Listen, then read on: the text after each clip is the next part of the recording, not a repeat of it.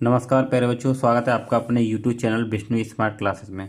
तो देखिए प्यारे बच्चों, आज की इस वीडियो में हम लोग क्लास 10th का गणित का प्री बोर्ड पेपर आपको कराने वाले हैं, जिसका कोड है 822 BAG। ठीक है, सभी जगह यही पेपर आ रहा है। अगर आपका पेपर हो गया है तो आप लोग इसको चेक कर सकते हैं आप कितना सही है। अगर होने वाला है तो आप इसको पूरा देख लें, आपके पूरे नंबर आ जाएंगे। ठीक है प्यारे बच्चों, देखिए तो आपको समय 3 घंटे 15 मिनट का मिलेगा और 15 मिनट आपको अच्छे से पेपर को पढ़ना है। ठीक है, और देखिए यहाँ पे कुछ और चीज़ें दे रखी हैं कि 1 से 20 बहुकलिक प्रश्न है आपको, जिन्हें OMR सीट में अच्छे से फिल करना है। ठीक है, तो हम लोग अब चलते हैं इससे आगे।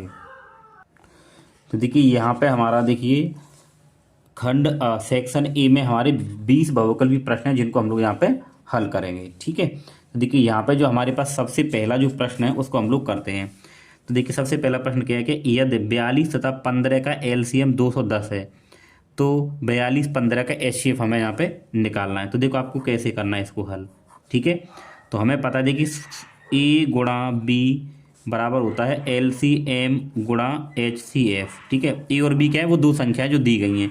तो 42 और 15 हैं, तो आप यहाँ 42 गुणा 15 करिए बराबर LCM दोनों का कितना है 210। 210 गुणा HCF हमें यहाँ पे निकालना है प्यारे बच्चों। तो ये इधर भाग में आ जाएगा, तो 42 गुणा 15 और बट्टे 210 बराबर HCF। ठीक है, इसको देखिए हम लोग यहाँ पे काटते हैं। तो देखिए 7 तिया 21 एक 0 और 7 छिंग 42। ठीक है, 15 दूनी 30 और 2 तिया 6, तो 3 आ गया HCF, तो बराबर HCF। ठीक है, तो आपके पास में जो HCF आ गया वो कितना आ गया प्यारे बच्चों, 3 आ गया। ठीक है, तो आप लोग यहाँ पे टिक कर सकते हो। ऑप्शन नंबर ए देखिए एकदम सही हो जाएगा। ठीक है, आपको इसी तरीके से करना है। फिर यहाँ हम लोग देखते हैं, देखिए दूसरा क्वेश्चन क्या दे रखा है। दूसरा दे रखा है आपके पास में कि संख्या 240 के अभाज्य गुणनखंड हम लोग यहाँ पे करने हैं। ठीक है, चलिए करते हैं। तो 240 के फैक्टर करेंगे ऐसे। ठीक है, 2 से भाग करेंगे तो 2 एकम 2 2 दूनी 4 120। फिर 2 से 60 बार जाएगा, 2 से 30 बार जाएगा और 2 से 15। ठीक है, और फिर 3 से जाएगा, 3 पंजे 15 और 5 एकम 5। ठीक है, तो ये फैक्टर आ गए। तो देखिए 240 बराबर, तो देखिए 2 2 के कितने 1 2 3 4, तो 2 की घात 4 कर देंगे। ठीक है, गुणा, फिर 3 अकेला है तो 3 की घात 1, फिर 5 भी अकेला है 5 की घात 1। आपको ये देख लेना है, वही आपका उत्तर हो जाएगा। ठीक है, तो देखिए 2 की घात 4 कहाँ है, ये रहा। ठीक है, 3 अकेला है 5 अकेला है। ठीक है, तो ऑप्शन नंबर बी एकदम क्या हो जाएगा, करेक्ट हो जाएगा। ठीक है प्यारे बच्चों, चलिए देखिए प्यारे बच्चों इसके बाद में यहाँ पे प्रश्न नंबर 3 है। तो प्रश्न नंबर 3 क्या कह रहा है, रैखिक समीकरण एवं 2x प्लस 3y प्लस 5 बराबर 0 माइनस 4x माइनस 6 बराबर 10 का हल होगा, इनमें से कौन सा उत्तर सही होगा। ठीक है, तो देखिए कैसे करना है। आपको पहली वाली समीकरण 2x प्लस 3y और प्लस 5 बराबर 0। ठीक है, दूसरी क्या है, देखिए हमारे पास माइनस का 4x और माइनस 6y। अब ये बराबर के साइड है ना, इसको हम इधर लेके आएंगे तो ये माइनस का 10 बराबर 0। ठीक है, ये हो गया। ठीक, यहाँ से अब आप क्या कर सकते हो, माइनस को देखिए यहाँ से कॉमन ले लीजिए, तो पूरे में से माइनस बाहर आएगा तो यहाँ पे 4x हो जाएगा प्लस 6y और प्लस 10 बराबर 0। ये माइनस इधर चला जाएगा तो 4x प्लस 6y और प्लस 10 बराबर 0। ठीक है, अब देखिए जो पहला समीकरण है और एक दूसरा समीकरण है, तो इससे तुलना करेंगे। तो x का गुणांक a1 कहलाता है, तो a1 बराबर यहाँ पे 2 हो जाएगा, और ये y के आगे जो है वो b1 होता है, तो b1 बराबर 3 होगा, और ये अकेला है ये c1 होगा। ठीक है, ऐसे यहाँ से देखेंगे तो इसके आगे वाला ये क्या होगा, अब ये दूसरा समीकरण है तो यहाँ a2 मानेंगे इसको, तो a2 4 होगा और ये आपके पास b2 होगा, तो b2 6 होगा, और यहाँ पे आपका c2 बराबर क्या होगा 10 होगा। ठीक है, ये निकाल लिया हमने। अब हमें क्या करना है, अनुपात निकालने होते हैं। देखो पहले हम निकालेंगे a1 बट्टे a2, तो a1 का मान कितना है 2, a2 का मान कितना है 4, तो इसको हल करेंगे 2 एकम 2 और 2 दूनी 4, 1 बट्टे 2 आ गया आपके पास इसका मान। ठीक है, फिर निकालेंगे यहाँ पे हम b1 बट्टे b2, तो b1 का मान कितना है 3 है और b2 का मान कितना है 6 है, 3 एकम 3 3 दूनी 6, कितना आ गया 1 बट्टे 2 आ गया। ठीक है, फिर यहाँ पे हम लोग निकालेंगे क्या कि c1 बट्टा c2 बराबर, तो c1 का मान कितना है, देखिए यहाँ पे c1 का मान कितना है 5 है और c2 का मान कितना है 10 है। ठीक है, 5 एकम 5 5 दूनी 10, कितना आ गया 1 बट्टे 2। तो आप यहाँ पे ये देखिए, और देखिए जब ये तीनों का अनुपात बराबर आता है, ठीक है ना, तो हमारे पास कंडीशन हो जाती है कौन सी, अपरिमित रूप से अनेक हल वाली। ठीक है, तो ऑप्शन नंबर सी हो जाएगा। ठीक है प्यारे बच्चों, देखिए ऐसा प्रश्न तो आपके लिए 2 नंबर में पूछ लिया जाता है, तो आपको इस तरीके से ही हल करना है। ठीक है, चलिए अब हम लोग आगे चलते हैं। तो देखिए इससे आगे वाले हमें क्या प्रश्न दे रखा है, इससे आगे हमें दे रखा है, देखिए इससे आगे देखिए यहाँ पे ये प्रश्न नंबर कौन सा आपका 4 है। तो प्रश्न नंबर 4 में क्या दे रखा है, देखिए बहुपद हमें दे रखा है यहाँ पे 6x² और -7x+5। ठीक है ना, तो हम लोग पहले इसके बराबर 0 मानेंगे। ठीक है, ये कह रहा है शून्यकों का गुणनफल हमें ज्ञात करना है। ठीक है, तो शून्य का हम लोग क्या मान लेते हैं, अल्फा और बीटा मान लेते हैं। ठीक है, तो शून्यकों का गुणनफल हमें निकालना है यहाँ पे कि अल्फा इंटू बीटा। तो अल्फा इंटू बीटा क्या होता है, C/A होता है। क्या होता है, C/A होता है। तो देखिए ये a का मान है, तो a बराबर 6। ये इसके आगे जो होता है x के आगे वो b का मान होता है -7 और c बराबर क्या है यहाँ पे 5। ठीक है, तो अल्फा इंटू बीटा अगर हम यहाँ पे निकालेंगे तो c का मान कितना है 5 है और a का मान कितना है 6 है। तो हमारे पास उत्तर आ जाएगा 5/6। ठीक है प्यारे बच्चों, इसका जो ऑप्शन नंबर डी है एकदम करेक्ट हो जाएगा। ठीक है, अब हम लोग इससे आगे वाले क्वेश्चन को हल करते हैं। तो अब इससे आगे देखिए प्रश्न नंबर 5 क्या है, ये कह रहा है tan थीटा बराबर, ठीक है ना, कि tan थीटा बराबर हमें दे रखा है √3। तो पूछ रहा है थीटा, देखिए यहाँ थीटा है। ठीक है, क्या है, थीटा है, आप लोग ध्यान रखेंगे। तो ऐसा क्वेश्चन जब भी आएगा, ठीक है, टेन हो कोटो कुछ भी हो, तब क्या करना है, इसके बराबर ये दे रखा, तो आप ये देखिए कि थीटा यानी कि √3 है, ये टेन में कितने डिग्री की वैल्यू होती है, तो tan थीटा बराबर, ठीक है ना, ये वैल्यू होती है हमारे पास में कितने की होती है, देखिए 60 डिग्री की। कितने की होती है, 60 डिग्री की। तो tan 60 डिग्री, ठीक है, ये tan है, ये tan है, तो थीटा का मान क्या हो जाएगा 60। तो थीटा बराबर क्या हो जाएगा 60 डिग्री हो जाएगा। ठीक है, तो आपका ऑप्शन नंबर बी एकदम करेक्ट हो जाएगा। ठीक है, अब इससे आगे वाला क्वेश्चन देखिए। तो इससे आगे देखिए क्वेश्चन नंबर ये 5 हो गया। अब क्वेश्चन नंबर 6, क्वेश्चन नंबर 6 में देखिए क्या बोला गया है, इसको यहाँ करते हैं। तो क्वेश्चन नंबर 6 कह रहा है देखिए कि यदि एक बिंदु O से केंद्र O वाला, तो देखिए पहले एक वृत्त बनाइए आप। ठीक है, ये वृत्त बना लिया हमने। ठीक है, फिर यहाँ पे देखिए हमारे पास एक बिंदु A है और यहाँ पे इसका केंद्र O है। ठीक है, अब ये कह रहा है A से O केंद्र वाले वृत्त पर हमने स्पर्श रेखा खींची है, एक यहाँ खींची है और एक ये खींची है। ठीक है, ये ऐसे कह रहा है स्पर्श रेखाएं हैं, परस्पर कितने डिग्री कोण बना रही है, देखिए ये बना रही है 80 डिग्री का। तो अगर हम लोग इसको देखिए यहाँ ऐसे मिला दें तो ये AP हो जाएगी और ये क्या हो जाएगा यहाँ पे Q हो जाएगा। ठीक है, ये बना दिया हमने। अब इसके बाद में देखिए वो क्या कह रहा है, तो POA, P देखिए ये इसने पूछा, देखिए POA, तो पहले हम लोग इसको यहाँ मिलाएंगे। ठीक है, आप सभी को पता होना चाहिए, देखिए वृत्त की जो त्रिज्या होती है इस पर रेखा में 90 डिग्री कोण होता है, ये 90 हो जाएगा। ठीक है, अब देखिए ये क्या है, इसको आधा कर रहा है, तो ये वाला जो ऊपर वाला कोण है ये कितना हो जाएगा 40 हो जाएगा। हमें निकालना क्या है, ये निकालना है। तो अगर हम लोग देखें, देखिए ये वाला जो त्रिभुज हमारे पास ये बन जाएगा ये वाला। ठीक है, तो इस त्रिभुज में अगर हम लोग तीनों त्रिभुज के तीनों कोणों का कितना होता है 180, तो 40 और 90 को आप जोड़ लो और यही तो निकालना है हमें यहाँ से। तो 40 और 90 को जोड़ेंगे, उसको 180 में से घटाइए, 40 और 90 130 हो गए। ठीक है, और त्रिभुज के तीनों कोणों का ये कितना होता है 180 होता है, तो 180 में से आपको 130 घटाना, कितना आ गया 50 आ जाएगा। ठीक है, तो सीधा सीधा आपका उत्तर क्या हो जाएगा 50 हो जाएगा। ठीक है प्यारे बच्चों, आई होप आप लोग अच्छे से समझ गए होंगे। फिर हम लोग इससे आगे चलते हैं। देखिए प्रश्न नंबर 7 क्या कह रहा है, यदि एक घटना निश्चित रूप से घटी है तो इसकी प्रायिकता क्या होगी। कोई घटना अगर निश्चित रूप से घटती है उसकी प्रायिकता हमेशा क्या होती है 1 होती है। ऑप्शन नंबर डी हो जाएगा। ठीक है, आगे कह रहा है देखिए r त्रिज्या वाले एक ठोस अर्धगोले का कुल पृष्ठीय क्षेत्रफल, तो अर्धगोले का कुल पृष्ठीय क्षेत्रफल होता है 3πr²। ठीक है ना, और पूरे गोले का पृष्ठ क्षेत्रफल क्या होता है 4πr²। ध्यान रखेंगे, तो इसका अर्धगोले का क्या हो जाएगा 3πr²। ठीक है प्यारे बच्चों, चलिए अब हमारे पास में यहाँ पे देखिए क्वेश्चन नंबर 9 है। तो क्वेश्चन नंबर 9 में हम लोगों से क्या बोला गया है, देखिए क्वेश्चन नंबर 9।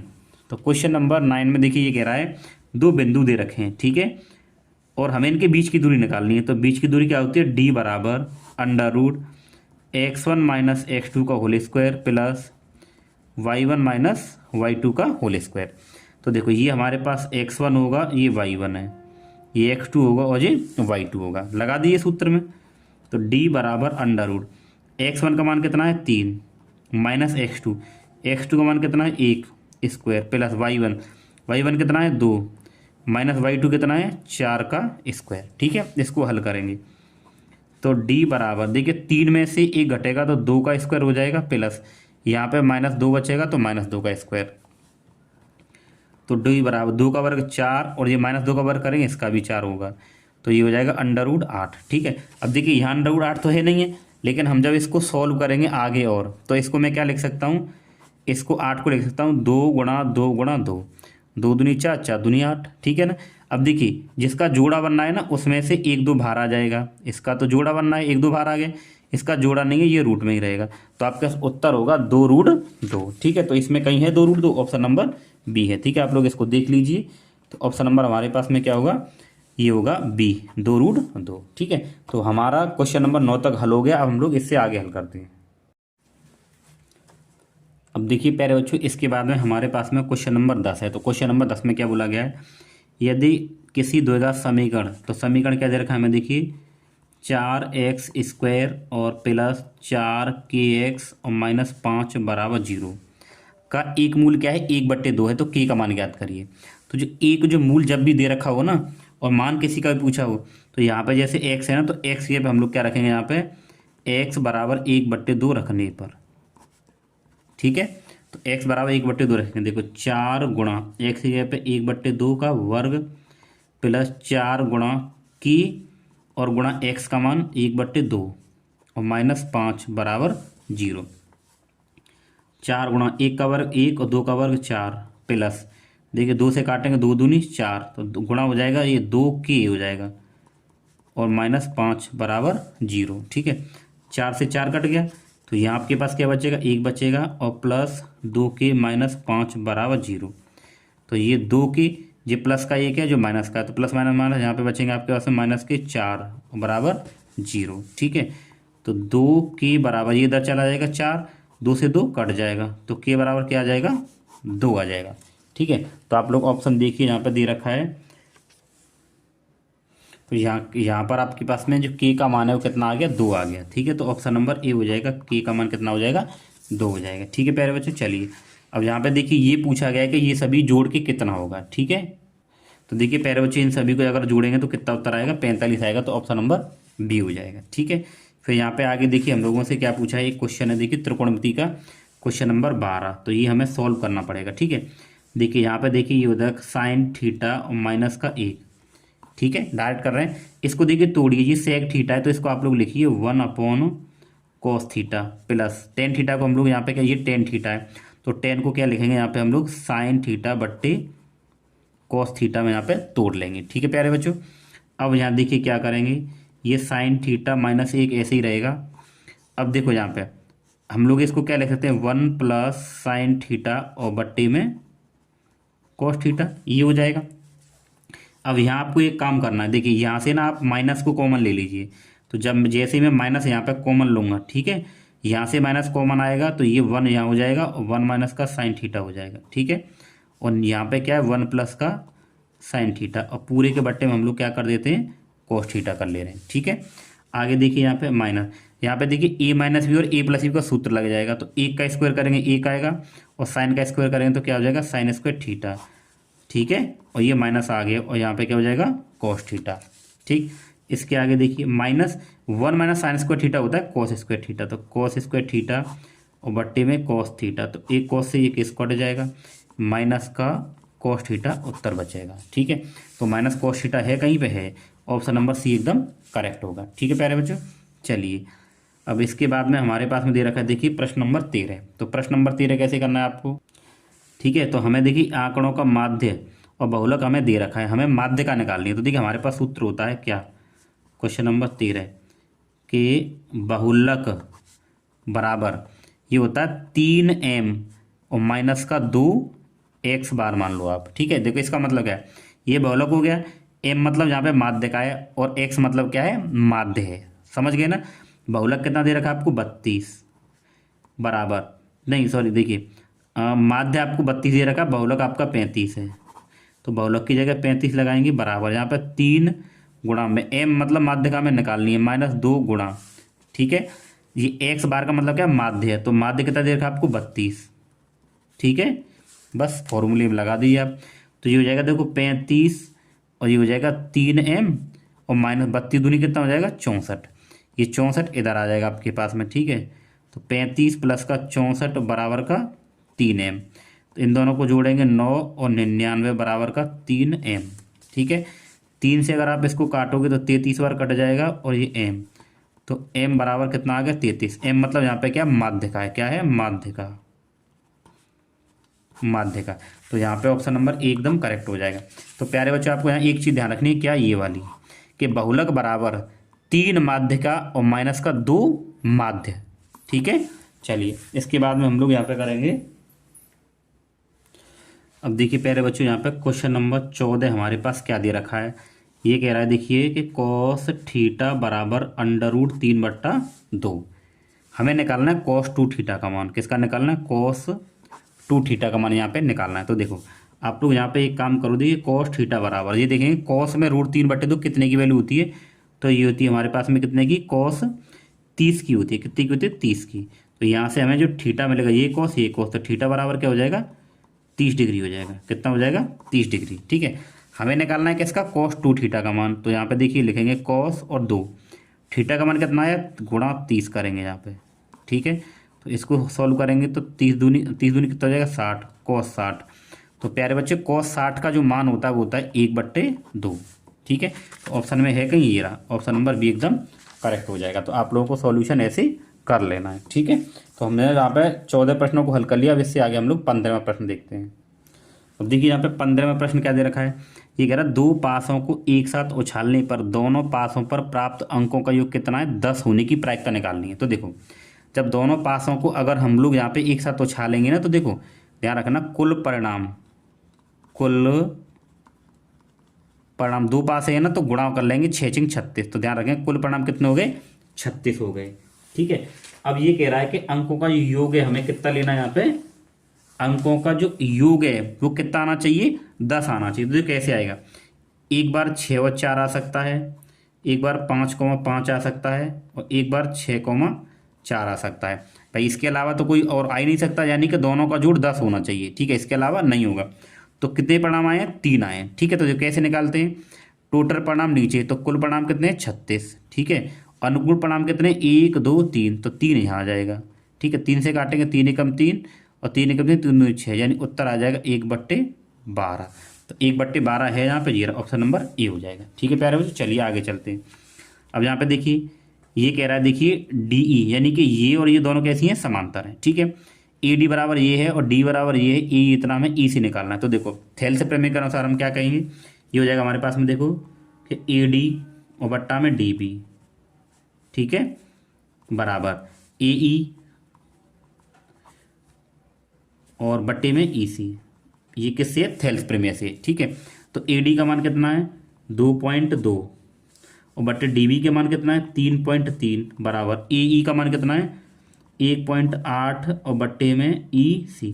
देखो पॉइंट से पॉइंट कट जाएगा यहाँ पे, ठीक है। तो कहाँ बचेगा, ऊपर 22 बचेगा और नीचे हो जाएगा 33 बराबर 1.8 बट्टा EC। तो 11 के पारे से काटो, 11 दूनी 22 और 11 तिया 33, ठीक है। यहाँ क्या बच रहा है 2/3 बराबर 1.8 और बट्टे EC, ठीक है। देखो कैंची वाली गुणा आप लोग यहाँ पे ऐसे कर सकते हो, इसकी गुणा इधर करेंगे तो क्या हो जाएगा, देखिए यहाँ पे 2EC बराबर इसकी गुणा 18 तिया 54, एक के बाद पॉइंट लगेगा 5.4 आ जाएगा। अगर हम यहाँ से निकालेंगे EC तो ये हो जाएगा 5.4, ये 2 भाग में आ जाएगा, ठीक है। ये आ गया भाग में। अब आप इसको देखो 2 से काटो, अब आप इसको अगर 2 से काटोगे देखो तो 2 दूनी 4, 1 बचेगा और 14 2 सत्ते 14, एक अंक बाद पॉइंट आएगा तो ये हो जाएगा 2.7। तो ये हो जाएगा 2.7 सेंटीमीटर, ऑप्शन नंबर सी हो जाएगा, ठीक है प्यारे बच्चों। चलिए अब हम लोग ये कितने हो गए हमारे 16 क्वेश्चनों का हमने सॉल्व कर लिया। अब हम लोग 17वां क्वेश्चन देखते हैं। 17वां क्वेश्चन क्या है, देखिए ये रहा। हमें इसमें बताना है बहुलक वर्ग, ठीक है। बहुलक वर्ग कैसे बताते हैं, बहुलक वर्ग में देखिए टेबल में जो बारंबारता है ना उसको देखिए, जो सबसे बड़ा नंबर होगा उसके सामने का जो वर्ग अंतराल है वो बहुलक वर्ग। तो सबसे बड़ा नंबर क्या है 8 है, तो 8 के सामने का वर्ग अंतराल कितना 30 से 40, यही बहुलक वर्ग होगा। तो 30 से 40 आप देख लीजिए, ये रहा ऑप्शन नंबर एकदम करेक्ट हो जाएगा, ठीक है। फिर देखेंगे देखिए ये क्वेश्चन नंबर 18, tan थीटा गुणा cot थीटा का मान पूछ रहा है। तो देखो बहुत ही आसान है, यही मैं इसको कर दूंगा। टेन थीटा को हम लोग क्या लिख सकते हैं, देखिए टेन को हम लोग लिख सकते हैं 1/cot थीटा, ठीक है, गुणा cot थीटा। तो cot थीटा कटेगा, एक आ गया उत्तर आपके पास, कितना आ गया, एक। तो ऑप्शन नंबर बी हो जाएगा। देखिए बोर्ड के एग्जाम में आप जो प्री बोर्ड पेपर दे रहे हो ना, यहाँ से आपका कम से कम 50% पेपर फंसने के पूरे चांस है, तो आप लोग इनको अच्छे से कर लीजिएगा। यहाँ पे कह रहा है 19 में देखिए 12, 15 और 21 का लासा निकालना है, ठीक है, 12, 15 और 21 का लासा। तो इसको फटाफट से हम लोग यहाँ कर लेते हैं, 12 और 15 और 21। तो देखिए 2 छिक्के 12, 2 से भाग नहीं जाएगा, इसमें भी नहीं जाएगा, फिर 2 तिया 6 और इसमें नहीं जाएगा, इसमें भी नहीं जाएगा, 3 से जाएगा, 3 एकम 3, 3 पंजे 15, 3 सत्ते 21, फिर 5, 5 एकम 5 और 7, फिर यहाँ आ जाएगा 7, 1, 1, 1, गुणा करिए इसकी। तो देखो 2 दूनी 4, 4 तिया 12, 12 पंजे 60 और गुणे 7, 7 एकम 7, 7 छिंग 42, 420 आपके पास उत्तर आ जाएगा। है कहीं 420, ऑप्शन नंबर बी एकदम करेक्ट हो गया, ठीक है प्यारे बच्चों। यहाँ पे देखिए प्रश्न नंबर 20, ठीक है ना, ये कह रहा है यदि बिंदु 2, 3, 4, 1 तथा 6, -3 संरेखित तो के का मान निकालिए। तो देखिए जब भी 3 बिंदु दिए होंगे वो संरेख बोलेगा तो आपको सूत्र क्या लगाना, देखिए आपको सूत्र लगाना है x1 और y2 माइनस का y3 प्लस x3, सॉरी यहाँ पे x2 है, और y3 माइनस y1 और प्लस x3 y1 माइनस का y2 बराबर आपको 0 लगा देना है, ठीक है। अब देखो ये हमारे पास में क्या, देखिए जी x1 है और ये y1 है और ये x2 है और ये y2 है और ये x3 है और ये y3 है। बस आपको ये मान यहाँ पे उठा के लगा देने।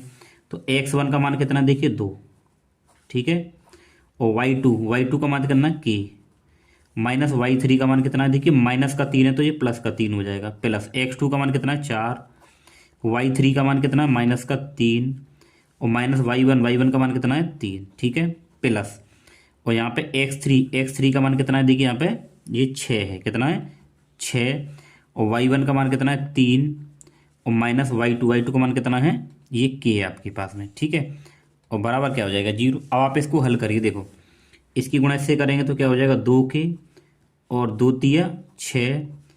अब यहाँ पे देखिए क्या हो जाएगा, ये दोनों तो 4 गुणा माइनस प्लस यानी माइनस के 6 प्लस यहाँ पे हो जाएगा 6 × 18 और माइनस 6 के बराबर 0, ठीक है। तो देखो ये 2 के और ये माइनस की 6 के, तो यहाँ पे माइनस के 4 के बचेंगे आपके पास, प्लस ये कितना है 6 और 6 चौक 24, तो ये हो जाएंगे माइनस के 24 प्लस 18 और बराबर 0, ठीक है। तो माइनस का 4 के और देखिए ये और ये दोनों प्लस के, तो 18 और 6 क्या हो जाएगा प्लस का 24 और ये माइनस का 24 बराबर क्या है 0, ठीक है। तो प्लस माइनस कट जाएंगे, तो माइनस का 4 के बराबर 0, और जब आप के निकालेंगे तो ये भी 0 में हो जाएगा इधर, तो के बराबर क्या आ जाएगा 0, ठीक है। तो प्यारे बच्चों ये आपका क्या हो जाएगा उत्तर, यहाँ पे हो जाएगा, यहाँ पे x बने ये, ठीक है। तो आपके पास उत्तर आएगा ऑप्शन नंबर बी, यानी कि देखिए प्यारे बच्चों अब हम लोग करते हैं यहाँ पे खंड ब, ठीक है, वर्णात्मक प्रश्न। तो इसमें जो पहला प्रश्न है वो हमारा क्या दे रखा है, देखिए वो हमें दे रखा है ए, सिद्ध करना है हमें, ठीक है। सिद्ध कीजिए कि √3 एक अपरमेय संख्या, बोर्ड में भी ऐसा क्वेश्चन पूछा जाता है, ठीक है। तो हम लोग इसको जस्ट उल्टा मानते हैं कि माना √3 एक परमेय संख्या है, ये मान लिया हमने। अगर ये परमेय है तो हम इसको क्या लिख सकते हैं, ठीक है, अगर ये परमेय संख्या है तो हम लोग क्या इसके P/Q के रूप में लिखेंगे। तो √3 बराबर क्या होगा P/Q मान लेंगे इसको, क्योंकि ये परमेय संख्या है तो, ठीक है। लेकिन हमें यहाँ ब्रैकेट में लिखना है कि देखिए P/Q क्या है, सहभाज्य संख्या है,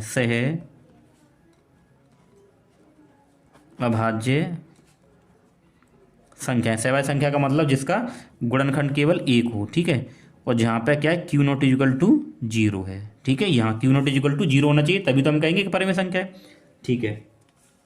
अब हम लोग क्या करेंगे, देखिए दोनों ओर वर्ग करेंगे, ठीक है। पहले आप इसकी गुणा इधर करा लो, ठीक है, तो इसकी गुणा इधर होगी तो देखिए √3 और Q बराबर क्या हो जाएगा P हो जाएगा। अब हम करेंगे दोनों ओर वर्ग, ठीक है, ऐसे ही करना है आपको, दोनों और वर्ग करने पर, तो दोनों ओर वर्ग करेंगे तो √3 क्यू का स्क्वायर बराबर पी का स्क्वायर। ठीक है, तो जब इसका वर्ग हम कर रहे हैं तो ये 3 हो जाएगा, ये हो जाएगा क्यू स्क्वायर और बराबर पी स्क्वायर। ठीक है, अब देखिए 3 को हम इसके नीचे भेज देते हैं, तो क्यू स्क्वायर बराबर पी स्क्वायर बट्टे 3। ठीक है, यहाँ पे हम लोग क्या करते हैं, देखिए इसको समीकरण नंबर 1 मान लीजिए। अब देखो अगर यहाँ देखें आप, ये 3 क्या इसको विभाज्य करेगा, क्योंकि बट्टे में आ रहा है, तो हम यहाँ पे लिखेंगे हम लोग कि पी स्क्वायर 3 से विभाज्य है, पी स्क्वायर 3 से विभाज्य है, तो पी भी 3 से विभाज्य होगा। देखिए ये क्वेश्चन आपको इस तरीके से ही करने हैं, थ्योरी वाले क्वेश्चन है, हर साल आता है ऐसा। ठीक है, अब हम लोग क्या मानेंगे, पी के बराबर कुछ मानेंगे यहाँ पे, तो यहाँ पे लिखेंगे अब मान लीजिए यहाँ पे ये लिख दीजिए माना, आप मान लीजिए p बराबर 3r। आपको मानना क्या है, देखिए ये संख्या दे रखी है नीचे वाली, इसी की फॉर्म में मानना है, लेकिन इसके साथ में कुछ x y z आपको लेना पड़ेगा। ठीक है, तो हमने मान लिया p बराबर 3r। ठीक है, अब हम क्या करेंगे, इस p के मान को समीकरण नंबर 1 में लिख देंगे, रख देंगे। ठीक है, तो यहाँ पे लिखिए p का मान समीकरण 1 में रखने पर, तो देखिए p का मान आप यहाँ रखोगे तो ये हो जाएगा क्यू स्क्वायर बराबर p की जगह पे क्या लगाओगे, ये लगाओगे, तो ये हो जाएगा 3r इसका वर्ग और बट्टे में क्या यहाँ पे 3 है। ठीक है, देखिए इस p के मान को हमने क्या किया, समीकरण 1 में रख दिया, तो क्यू स्क्वायर और p का मान क्या देखिए 3r है, यहाँ लगा दिया बट्टे में 3। अब क्यू स्क्वायर बराबर 3 का वर्ग करेंगे 9, r का r स्क्वायर बट्टे 3। ठीक है, अब ये 3 से कट जाएगा 3 बार, तो ये आया क्यू स्क्वायर बराबर 3r स्क्वायर। ठीक है, अब हम इसको इसके नीचे भेज देंगे एक बार, तो क्यू स्क्वायर बट्टे क्या हो जाएगा 3 बराबर r स्क्वायर। अब देखिए इसमें करना क्या है, जैसे हमने यहाँ बताया था कि पी स्क्वायर 3 से विभाज्य है, तो हमने यही तो बताया था। देखिए यहाँ मैंने बताया था कि 3 से पी स्क्वायर विभाज्य है, ऐसे ही हम लोग यहाँ दिखाएंगे अब कि क्यू स्क्वायर 3 से विभाज्य है। ठीक है, बस आपका क्वेश्चन हो जाएगा। तो यहाँ पे लिखेंगे हम लोग क्यू स्क्वायर 3 से विभाज्य है। ठीक है ना, तो क्यू भी 3 से विभाज्य होगा। ठीक है, अब देखिए, अब आप इसको ना यहाँ समीकरण नंबर 2 मान लेते हैं। ठीक है, अब आप एक चीज देखिए, हमने तो ये माना था कि ये p और q क्या सहभाज्य संख्या जिनका अब जो गुणनखंड यानी 1 होगा। ठीक है ना, लेकिन यहाँ तो हम ये देख पा रहे हैं कि ये संख्या 1 के अलावा 3 से भी तो विभाज्य है, तो हमारी कल्पना क्या है, गलत है। ठीक है, तो हम लोग यहाँ पे लिखेंगे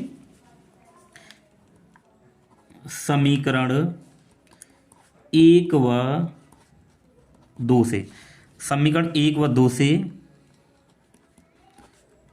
ज्ञात होता है कि P व Q 1 के अलावा 3 से भी लिखना पड़ेगा, आपको ध्यान रखना, 3 से भी विभाज्य है। समझ गए ना, अब ये 3 से भी तो विभाज्य है। ठीक है, तो ये संख्या कैसी है, ये परमेय नहीं है, क्या है, अपरमेय। तो यहाँ पे लिखेंगे हम लोग अतः हमारी कल्पना गलत है, अतः हमारी कल्पना गलत है, और √3 एक अपरिमेय संख्या है। ठीक है, ये फॉर्मेट आपको पूरा यहाँ पे करना है। ठीक है, तो आपको यहाँ पूरे 2 नंबर मिल जाएंगे। ठीक है प्यारे बच्चों, चलिए अब देखिए प्यारे बच्चों, हम लोग यहाँ पे करेंगे पहले का b, ए हमने कर लिया। ठीक है, b करेंगे तो क्या कर दिए, 2 घात बहुपद x स्क्वायर -3 के शून्य तथा गुणांकों की समान सत्या की जांच हमें करनी है। ठीक है, तो हम लोग इसको क्या मानेंगे, देखिए px बराबर मान लीजिए आप, क्या मान लीजिए px, तो पी एक्स हमें दे रखा है एक्स स्क्वायर माइनस 3। अब हमें इसके शून्य की सत्यता की जांच करनी है, तो हम लोगों को इसको शून्य भी निकालने पड़ेंगे। तो हम लोग क्या करें, इसको बराबर जीरो लेके चलेंगे शून्य के लिए। तो यहाँ पे लिखेंगे एक्स स्क्वायर माइनस 3 बराबर जीरो, क्योंकि हमें शून्य निकालने। अब देखो एक्स स्क्वायर माइनस ये 3 है ना, हम लोग इसको लिख सकते हैं √3 का स्क्वायर बराबर जीरो। देखिए √3 का वर्ग करेंगे 3 ही आएगा, तो हमने इसको ऐसे लिख दिया। अब ये आपके पास ए है और ये बी है, तो ए स्क्वायर माइनस बी स्क्वायर का सूत्र यहाँ पे लगाएंगे हम लोग। तो एक कोष्टक में दोनों जोड़ जाएंगे, तो एक्स प्लस का √3 हो जाएगा और एक हो जाएगा एक्स माइनस का √3 बराबर जीरो। ठीक है, तो एक बार हम लोग क्या करेंगे, इसके बराबर जीरो रखेंगे और एक बार हम लोग इसके बराबर जीरो रखेंगे। ठीक है, तो यहाँ देखेंगे हम लोग, तो एक्स बराबर ये इधर आ जाएगा, तो माइनस का 3 आ जाएगा। ठीक है, यहाँ हम लोग निकालेंगे, देखिए एक्स बराबर तो ये इधर आ जाएगा, तो ये प्लस का 3 हो जाएगा। ठीक है, तो ये हमने यहाँ पे क्या किया, एक्स के मान निकाल लिए। तो हम लोग इसमें क्या करेंगे, एक को अल्फा मान लेंगे, एक को यहाँ पे बीटा मान लेंगे। ठीक है, अब हमें ए बी सी के मान चाहिए। ठीक है, तो देखो ए बी सी के मान कैसे बनेंगे, ये जो द्विघात बहुपद है ना, मैं इसको देखो किस तरीके से लिख सकता हूँ यहाँ पे। ठीक है, तो देखो हम लोग इसको लिख सकते हैं द्विघात बहुपद को कि एक्स स्क्वायर माइनस, अब देखिए यहाँ पे हमारे पास जीरो एक्स वाला टर्म नहीं है, तो -0x और -3 बराबर जीरो ऐसे लिखेंगे।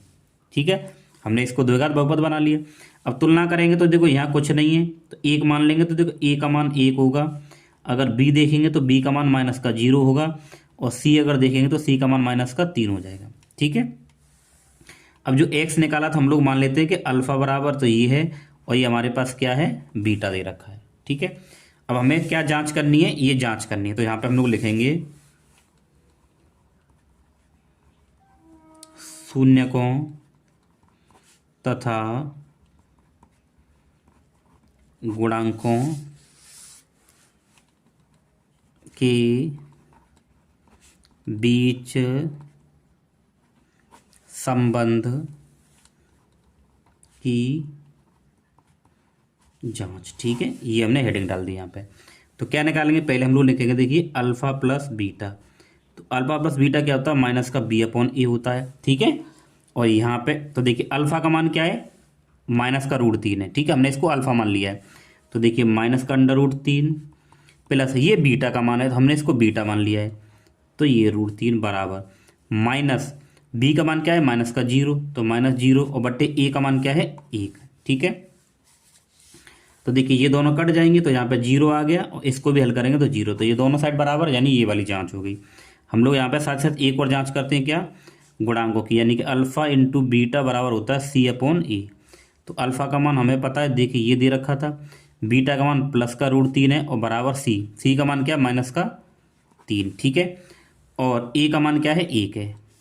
देखो गुणा करेंगे √3 का √3 से, तो 3 आ जाएगा, आगे माइनस है, बराबर 1 की इसमें भाग करेंगे तो माइनस का 3, ये भी बराबर आ रहा है। तो ये क्वेश्चन आपको पेपर में इस प्रकार आता है, तो आपको ऐसे यहाँ पे करना है। ठीक है प्यारे बच्चों, तो ये आपका पूरा कंप्लीट हो गया, आप स्क्रीनशॉट इसका ले सकते हो। ठीक है, चलिए अब हमें देखिए दे रखा है यहाँ पे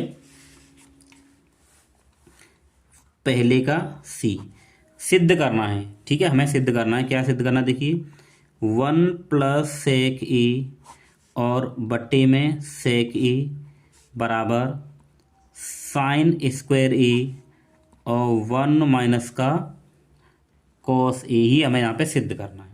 ठीक है, तो देखिए इसको हम लोग कैसे सिद्ध कर सकते हैं, चलिए देखो ये बराबर से पहले क्या है, LHS और ये RHS, तो हम लोग इस साइड को लेते हैं। तो यहाँ पे लिखेंगे LHS लेने पर।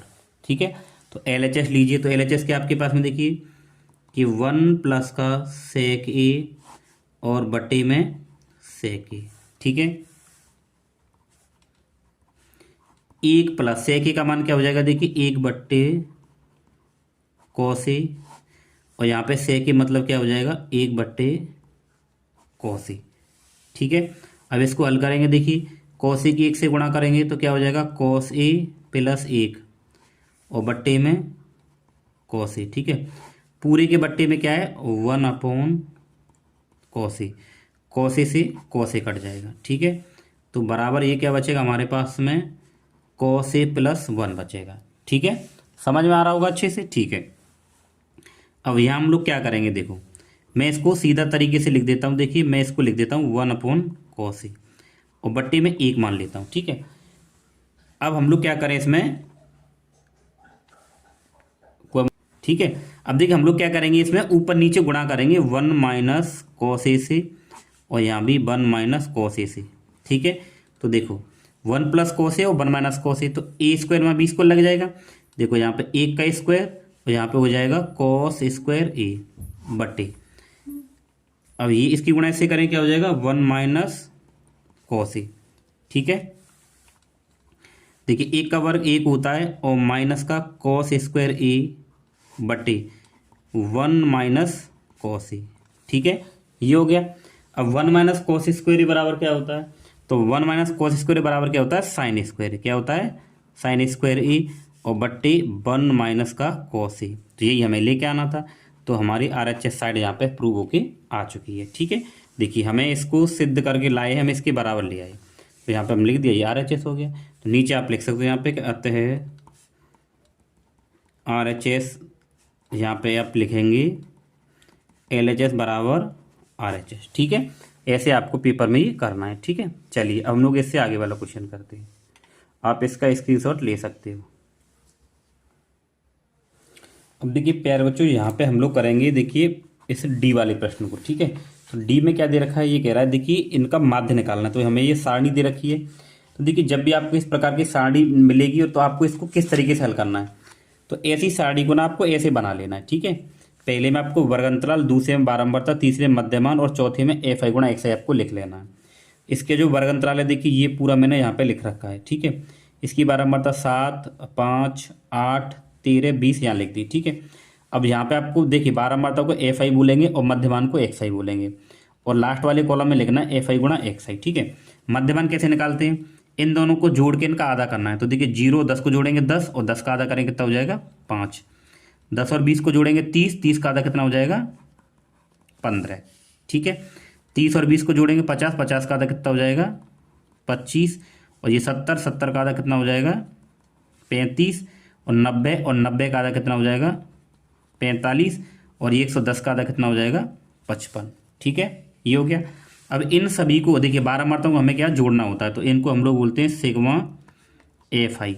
इन सभी को आप जोड़ लीजिए कितना हो जाएगा, देखो 20 और 7 27, 27 और यहाँ से 3 आएगा 30 और ये 40। ठीक है ना, 40 और 8 48, 48 और 5 कितना हो जाएगा आपके पास में 53, 53 और 7 कितना हो जाएगा 60 हो जाएगा। ठीक है, इनको जोड़ लिया। अब यहाँ पे आपको इनकी गुणा करनी है, क्या करनी है गुणा। तो देखो इन दोनों की गुणा करेंगे, 7 पंजे में 35, 15 पन्ना 75, 25 अट्ठे कितने होते हैं 200। ठीक है, और यहाँ पे करेंगे देखिए 13 पंजे 65 हासिल 6, 13 × 39, 39 और 6 आपके हो जाएंगे 45। ठीक है, इनकी गुणा कर देंगे 45 दूनी 90 यानी कि ये हो जाएगा 900। और देखिए 5 सत्ते 35 और हासिल 3 और 5 सत्ते 35 और 3 कितना हो जाएगा 38। ठीक है, ये हो गया। इन सभी को आपको जोड़ना है। ठीक है, तो इन सभी के जोड़ को बोलते हैं सिग्मा एफ आई और एक्स आई। ठीक है, इन सभी को आपको जोड़ना है, ये कितना आएगा यहाँ पे जोड़ के। ठीक है, ठीक है प्यारे बच्चों, अब इन सभी को आप जोड़ लोगे। ठीक है, इन सभी को जोड़ लीजिए तो ये आपके पास आ जाएगा कितना, देखिए यहाँ लिख देता हूँ 2050। ठीक है, ये आपको यहाँ बराबर करके लिखना है। अब हमें निकालना देखिए समांतर माध्य यानी कि माध्य। तो ये सूत्र होता है माध्य मतलब होता है एक्स बार। ठीक है, तो सूत्र होता है हमारे पास सिग्मा एफ आई एक्स आई और बट्टे में सिग्मा एफ आई। ठीक है, तो आप सूत्र में लगा दीजिए बस इसको। तो अब देखिए यहाँ पे क्या आपको मिलेगा, इसका मान कितना आया 2050 बट्टे सिग्मा कितना आया 60, 0 से 0 यहाँ पे कट जाएगी। तो यहाँ पे आपको कितना मिल जाएगा 205 बट्टे 6। इसका आपको भाग करना है, तो आप 6 का भाग करोगे देखिए 205 में 6 3 18, 2 बचे और 5 उतार लिए यहाँ पे 6 चौके 24, यहाँ पे 1 बचा पॉइंट लगा के 0। ठीक है, 6 कम 6 और यहाँ पे 4 पॉइंट लगा 0। फिर देखिए यहाँ पे 6 छिंग और 36। अब बार बार इतना ही आएगा तो हम लोग इसको इतना ही छोड़ देंगे, ये आ जाएगा आपका 34.16। ठीक है प्यारे बच्चों, तो इसका ये जो माध्य है इतना आ जाएगा। ठीक है, आई होप आप लोग अच्छे से समझ गए होंगे। ठीक है, चलिए अब देखिए प्यारे बच्चों, यहाँ पे जो क्वेश्चन नंबर ई है वो क्या दे रखा है, ये कह रहा है दो घन जिनमें से प्रत्येक का आयतन कितना है, इतना है। ठीक है, तो के दो फलकों को सटाकर प्राप्त रखने पर प्राप्त ठोस का पृष्ठीय क्षेत्रफल हमें निकालना है। ठीक है, देखो यहाँ पे अब आप एक काम करें, देखो यहाँ पे हमें क्या दे रखा है, दिया है घन का आयतन। वैसे तो घन है लेकिन हम पहले एक का लिख रहे हैं, तो घन का आयतन क्या दे रखा है, 1331 सेंटीमीटर क्यूब। ठीक है, अब देखिए इसने बोला क्या है, इसने ये बोला, देखिए हमारे पास में दो घन है। ठीक है, देखो पहले मैं आपको बना के बता देता हूँ। देखो ये एक घन ये रहा, ठीक है, और यहीं हमारे पास एक घन और है। ठीक है, अब इन घनों को क्या है, हम लोगों ने बिल्कुल सटाकर अगर रखेंगे तो कि ये वाला हिस्सा और ये दोनों आपस में जुड़ेंगे। जब ये आपस में जुड़ेंगे तो देखो हमारे पास यहाँ पे क्या आकृति बन जाएगी, तो ये हमारे पास में देखिए कुछ इस तरीके से। ठीक है,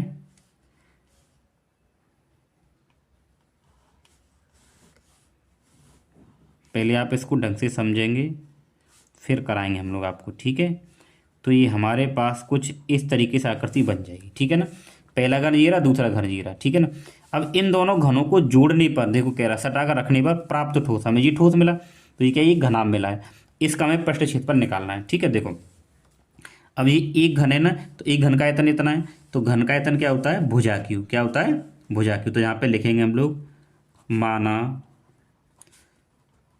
घन की भुजा बराबर आप ए मान लीजिए। ठीक है, तो हमें ये दे रखा था घन का आयतन, तो घन का आयतन क्या होता है, ए क्यू, यानी भुजा का क्यू, और बराबर कितना दे रखा, 1331। ठीक है, तो 1331 ही हो गया। तो देखिए ये कितने का घन होता है हम लोग ये देखेंगे, तो ये आपका कितना होता है, देखिए 11 का होगा। कितने का होगा, 11 का। ठीक है, तो ये 11 का क्या होता है, क्यूब होता है 1331। तो यहाँ तुलना करेंगे तो ए बराबर क्या मिल जाएगा हमें, 11। तो ए बराबर हमें मिलेगा कितना, 11 सेंटीमीटर।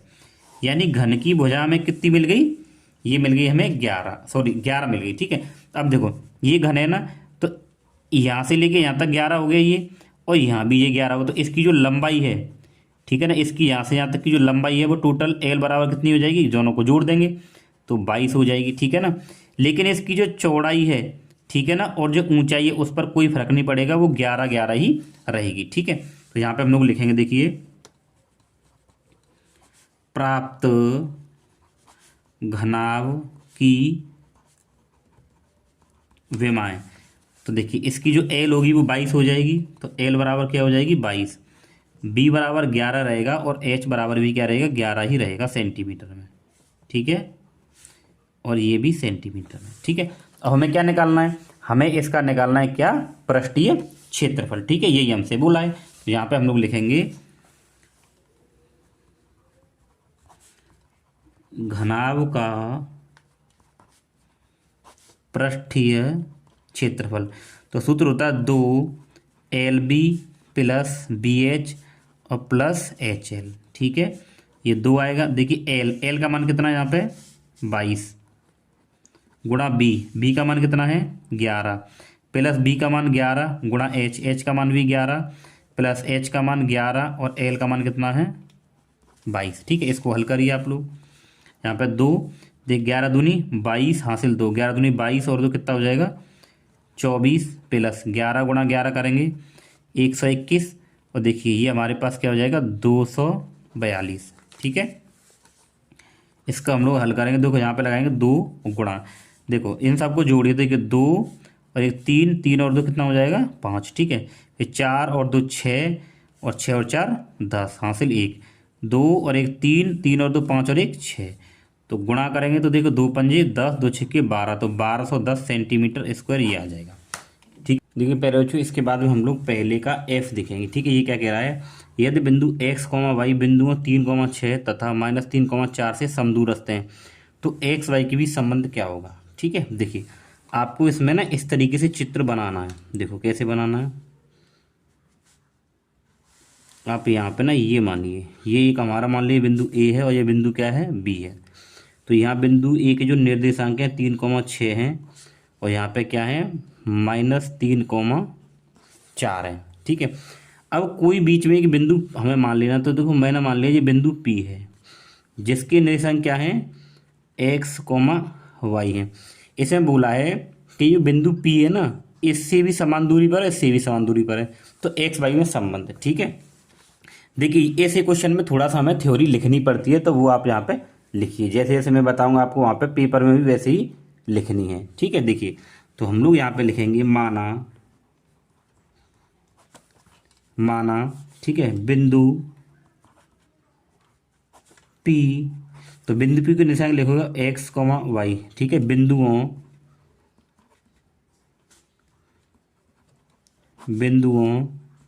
E तो 3,6 है, व B -3,4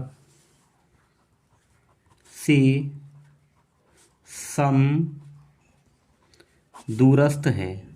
ठीक है, ये लिख दिया। अगर ये सम दूरस्थ है तो इनके बीच की दूरी कैसी होनी चाहिए, बराबर होनी चाहिए। ठीक है, तो हम लोग यहाँ पे लिखेंगे कि AP के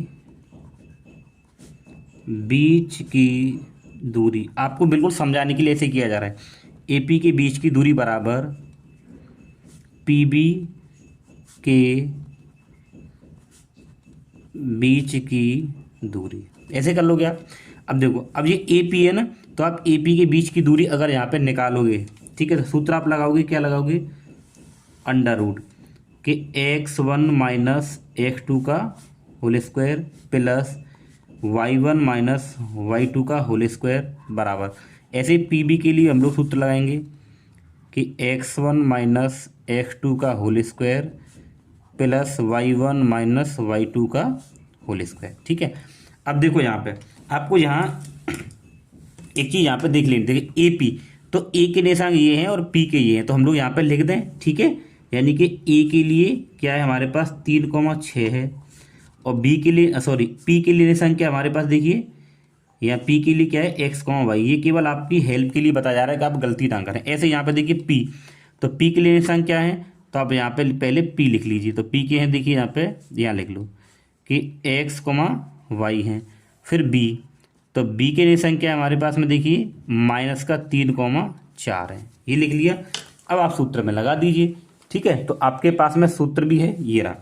देखो जो पहला निर्देशांक है वो हमारे पास x1 होगा, ये y1 होगा, ये x2 होगा और ये y2 होगा। ठीक है, तो लगाइए। तो देखिए यहाँ पे अंडर रूट x1 का मान कितना है 3 माइनस x2 का मान क्या है x है, इसका वर्ग करेंगे प्लस y1 कितना है 6 और y2 कितना है y का होल स्क्वायर। ठीक है, बराबर यही काम हम लोग यहाँ करेंगे। तो देखो ये x1 होगा और ये y1 होगा, ये x2 होगा और ये y2 होगा। तो x1 क्या है हमारे पास x है और माइनस x2 कितना है -3, तो ये प्लस का 3 हो जाएगा होल स्क्वायर प्लस y1 क्या है y है और y2 कितना है 4, तो इसका वर्ग हो जाएगा। ठीक है ना। अब देखिए इधर अंडर रूट, तो हमें पहले अंडर रूट हटाना है, तो हम लोग क्या करेंगे दोनों ओर वर्ग कर देंगे। तो यहाँ पे लिखेंगे दोनों और वर्ग करने पर, देखिए अगर आपको पूरे नंबर चाहिए तो आपको सिस्टमेटिक तरीके से करना पड़ता, तो इसका दोनों तरफ वर्ग कर देंगे। ठीक है, तो अगर हम इसका दोनों तरफ वर्ग करेंगे, देखो 3 - x का स्क्वायर प्लस 6 - y का स्क्वायर बराबर x प्लस 3 का वर्ग और y -4 का वर्ग। ठीक है, देखो हमने दोनों का क्या किया, वर्ग किया, तो जैसे ही वर्ग करेंगे तो ये रूट कट जाएगा। ठीक है ना, तो आपके पास सिंगल बचेंगे। यहाँ पे देखिए 3 - x का स्क्वायर और प्लस 6 - y का स्क्वायर बराबर, यहाँ भी यही बचेगा कि x प्लस 3 का स्क्वायर प्लस y -4 का स्क्वायर। ठीक है, अब आप इसको सॉल्व कर दीजिए। तो देखो a - b को इसको देखिए a स्क्वायर यानी कि 3 का square plus b square -2ab, तो 2 गुणा a का मान क्या है 3 और ये x। ठीक है, प्लस यहाँ a - b को इसको, तो a स्क्वायर यानी कि 6 का वर्ग प्लस b स्क्वायर y का वर्ग -2ab, 2 गुणा। ठीक है, तो 2a का मान कितना है 6 और b का मान क्या है y। ठीक है, सेम इसी तरीके से हम लोग इसको देखिए बिल्कुल एक्सप्लेन करके आपको बताया जा रहा है। तो तो यहाँ पे x का वर्ग करेंगे, देखो एक्स स्क्वायर प्लस यहाँ पे 3 का वर्ग करेंगे और प्लस 2ab, तो 2 गुणा एक्स गुणा 3, ठीक है, प्लस फिर ये देखिए तो y-4 का वर्ग करेंगे तो देखो A square plus B square minus 2ab, 2 गुणा वाई गुणा 4, ठीक है, ये हो गया। अब देखो यहाँ पे हम लोग 3 का अगर वर्ग करेंगे तो 9 होगा, एक्स का वर्ग करेंगे एक्स स्क्वायर, 3 दूनी 6x हो जाएगा माइनस का, 6 का वर्ग करेंगे 36 प्लस वाई का वर्ग करेंगे तो वाई स्क्वायर, 6 दूनी 12y बराबर, ये देखिए एक्स स्क्वायर प्लस यहाँ पे 9 हो जाएगा और 3 दूनी 6x हो जाएगा और प्लस देखिए ये वाई स्क्वायर होगा, 4 चौक 16 और माइनस 2 चौके 8y होगा। देखो एक्स स्क्वायर से एक्स स्क्वायर कटेगा, ठीक है, 9 से ये 9 कटेगा और क्या कट रहा है देखिए, और यहाँ पे कुछ नहीं कट रहा, देखिए यहाँ पे वाई स्क्वायर है, एक वाई स्क्वायर से ये वाई कट जाएगा, ये कट गए। अब देखो यहाँ पे क्या बचा आपके पास 6x प्लस 36 माइनस 12y बराबर, इधर क्या बचा है देखिए यहाँ पे कि 6x प्लस 16 और माइनस का 8y, ठीक है, इन सब को आप इधर ले आइए।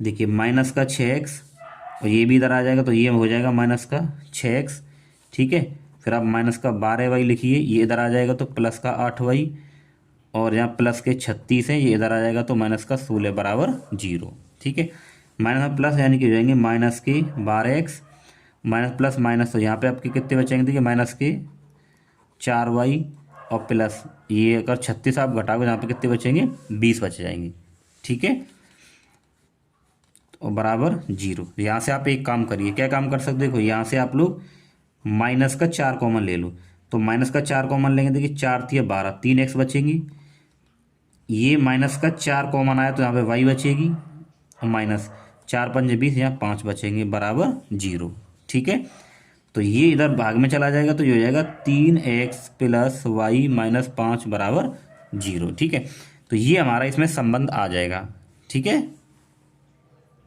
तो यही आपका क्या हो जाएगा उत्तर हो जाएगा, ठीक है प्यारे बच्चों। तो ये हमारा हो गया पूरा सॉल्यूशन, तो आप लोग चाहें तो इसका स्क्रीनशॉट यहाँ पे ले सकते हैं, ठीक है। अब हम लोग देखिए आगे वाला, देखिए प्यारे बच्चों इसके बाद में हम लोग दूसरे का, देखिए दूसरे में हमें किन्हीं 5 खंडों को हल करना है, तो हम लोग यहाँ पे पहला प्रश्न करेंगे दूसरे का, ठीक है, तो दूसरे का ए क्या कह रहा है, ये ऐसे दो क्रमांक तक विषम धनात्मक पूर्णांक ज्ञात किए जिनके वर्गों का क्या 290 है।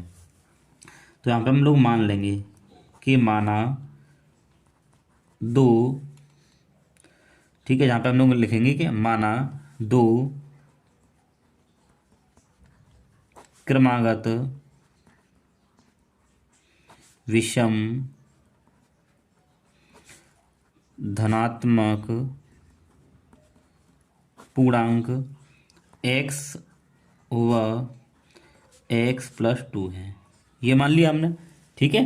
अब हम लोग क्या करेंगे यहाँ पे प्रश्न के अकॉर्डिंग इसको हल करेंगे, यहाँ पे लिखेंगे प्रश्नानुसार, प्रश्नानुसार, ठीक है। अगर हम इसको प्रश्नानुसार हल करते हैं तो देखिए क्या बोला उसने, जिनके वर्गों का योग यानी कि इसका वर्ग और प्लस इसका वर्ग, तो इनका दोनों का कितना योगफल कितना है 290 है, उसने ऐसा बोला है, ठीक है।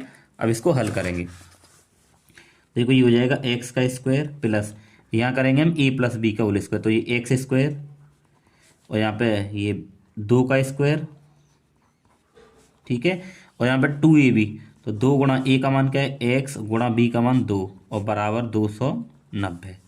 तो देखो इन दोनों को जोड़ेंगे तो ये हो जाएगा 2x स्क्वायर, 2 का वर्ग 4 हो जाएगा प्लस 2 दूनी 4x बराबर 290, ठीक है, ये हो गया। इसको आगे हल करते हैं, देखो ये इधर आ जाएगा तो देखो 2x स्क्वायर, आप 4x को यहाँ लिखिए और ये 4 को यहाँ लिखिए, इसको इधर कर लीजिए तो ये हो जाएगा माइनस का 290 बराबर 0, ठीक है।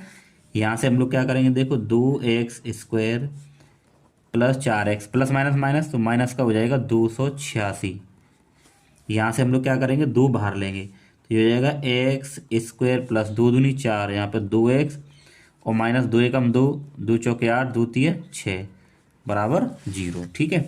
फिर यहाँ से देखिए ये 2 इधर भाग में, तो x square plus 2x minus 143 बराबर 0, ठीक है, ये आ गया। अब आपको क्या करना है, 143 को तोड़ना है। तो देखो 143 को हम लोग क्या करें, 13 और 11 में तोड़ लें। तो 13 गुणा 11 करेंगे तो इतना आएगा, और 13 में से अगर मैं 11 घटाऊंगा तो 2 बच जाएगा, वही मुझे बचाना है। ठीक है, देखो तो एक्स स्क्वायर प्लस ये हम इसको लिखेंगे, देखिए 13x माइनस 11x। तो 13x में से 11x घटेंगे, 2x बचेंगे प्लस के, और माइनस 143 बराबर 0। ये दो दो के जोड़े बन जाएंगे। तो यहाँ से x कॉमन, तो यहाँ पे x प्लस का 13 आएगा। यहाँ से माइनस 11 कॉमन, तो यहाँ से x प्लस का, देखो 11 यहाँ से कॉमन करेंगे तो जब भाग करेंगे इसमें ना, तो यहाँ 13 आएगा बराबर 0।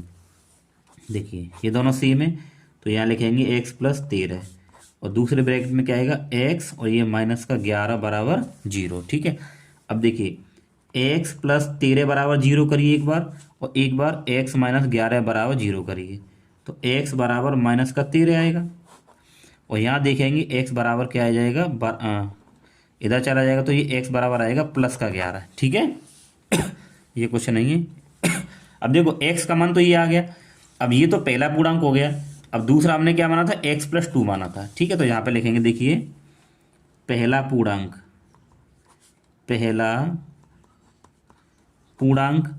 तो x बराबर 11 हो गया। दूसरा देखेंगे, दूसरा पूर्णांक क्या था हमारा, x प्लस 2 था। क्या था, x प्लस 2। ठीक है, तो यहाँ पे लिखेंगे x प्लस 2। इसको अगर आप हल करोगे तो x का मान क्या था, 11 प्लस 2, तो बराबर क्या हो जाएगा, 13। तो ये 13 हो गया यहाँ पे। ठीक है, तो हम लोग यहाँ पे लिख देंगे, अतः क्रमागत विषम धनात्मक पूर्णांक बराबर 11, 13 है। ठीक है प्यारे बच्चों, चलिए तो हमने इसको बहुत ही आसान तरीके से कर लिया। ऐसे ही आपको पेपर में भी कर देना है। ठीक है, आप स्क्रीनशॉट ले लो इसका आराम से। ठीक है, अब चलिए आगे क्या कह रहा है, देखिए क्वेश्चन नंबर इसका बी। ठीक है, बी में क्या बोला है देखो, तो अब बी को पढ़िए। देखिए पेपर में आपको बिल्कुल सही तरीके से और स्टेप बाय स्टेप करना, तभी पूरे नंबर मिलेंगे, नहीं तो आपको नंबर आधे आधे मिलेंगे। दूसरे का बी, दूसरे के बी में क्या बोला, देखिए ये कह रहा है 2 अंकों की एक संख्या के अंकों का योग 9 है। इस संख्या का 9 गुना संख्या के अंकों को पलटने से बनी संख्या का क्या है, 2 गुना है। ठीक है, ये करना है हमें। चलिए प्यारे बच्चों करते हैं। तो देखो यहाँ पे हम लोग लिखेंगे कि माना यहाँ पे आप लिखिए इकाई अंक। ठीक है, माना इकाई अंक, आपको ऐसे ही करना है। तो इकाई अंक मान लो, मैंने y मान लिया। ठीक है, फिर यहाँ पे हम लोग दहाई अंक मानते हैं, दहाई अंक। तो दहाई अंक मैंने क्या मान लिया, यहाँ पे x मान लिया। ठीक है, अब ये बन गया। तो देखो अगर हम मूल संख्या बना, यहाँ पे क्या बना है, मूल संख्या। तो इसकी जो मूल संख्या बनेगी, तो ये दाई का अंक है ना, तो यहाँ पे आ जाएगा 10x प्लस y। ये होगी हमारे पास मूल संख्या। समझ गए। तो देखिए क्यों, क्योंकि देखिए अगर आप ऐसे लिखोगे 10x प्लस वाई, तो इकाई अंक हो गया, और दहाई 10 के साथ आती है, तो दहाई क्या है, x है, तो वो 10 के साथ आएगा। तो मूल संख्या ऐसे बनानी है, ये बना लिया हमने। अच्छा अब देखो सुनो, अब वो क्या कह रहा है, इस संख्या का 9 गुना संख्या के अंकों को पलटने से बनी संख्या का क्या है, 2 गुना है। तो पहली शर्त क्या है, आप उसको देखिए। पहली शर्त देखिए ये है, पहली शर्त क्या है, 2 अंकों की संख्या के अंकों का योग। तो पहली शर्त लिखिए आप, पहली शर्त। तो पहली शर्त क्या है, दोनों अंकों को जोड़ के x प्लस वाई बराबर कितना दे रखा है, 9। इसको आप समीकरण नंबर 1 मान लो। ठीक है, अब कह रहा है दूसरी शर्त। ठीक है, देखिए दूसरी शर्त में हम लोग क्या करेंगे, दूसरी शर्त में पहले आप संख्या को पलट लो। ठीक है ना, देखिए संख्या के अंकों को पलटने पर बनी संख्या। तो यहाँ पे आप लिखिए पहले कि मूल संख्या के अंकों को पलटने पर बनी संख्या। तो अब देखिए अगर आप इन अंकों को यहाँ पे पलटोगे, ठीक है, यानी कि ये y इधर आ जाएगा, तो हो जाएगा 10y प्लस x, ये बन गया। यानी इन अंकों को अगर हम इसको इधर कर लें, इसको इधर कर लें, तो हमारे पास ये बन जाएगा। अब कह देंगे दूसरी शर्त में। देखिए अब यहाँ पे आप लो दूसरी शर्त। ठीक है ना, जो क्या बोला है, इस संख्या का 9 गुना, कौन संख्या का, मूल संख्या का। तो यहाँ पे आप लिखिए 10x प्लस वाई, इसका कर लो आप 9 गुना, ठीक है, बराबर इस संख्या का 9 गुना अंकों को पढ़ने पर बनी संख्या। तो अंकों को पढ़ने पर बनी संख्या क्या है, ये वाली प्लस एक्स। ये कितनी है, ये 2 गुनी है, इसने बोला है 2 गुना है, ठीक है, समझ गए। अब इसको हल करते हैं, देखो 9 की इधर गुणा करेंगे, ये हो जाएगा 90x प्लस यहाँ पे हो जाएगा 9y बराबर गुणा करेंगे, देखिए 20y और प्लस का 2x, ठीक है। इन सबको आप इधर कर लीजिए, तो 90x और इधर हो जाएगा ये माइनस का 2x प्लस 9y, ये इधर आ जाएगा तो माइनस का 20y बराबर 0, ठीक है। इसमें से इसको घटाएंगे तो ये आ जाएगा 88x और माइनस, ठीक है। देखो यहाँ से इसको घटाएंगे, 20 में से 9 गए तो क्या बचेंगे, माइनस के 11y बराबर 0।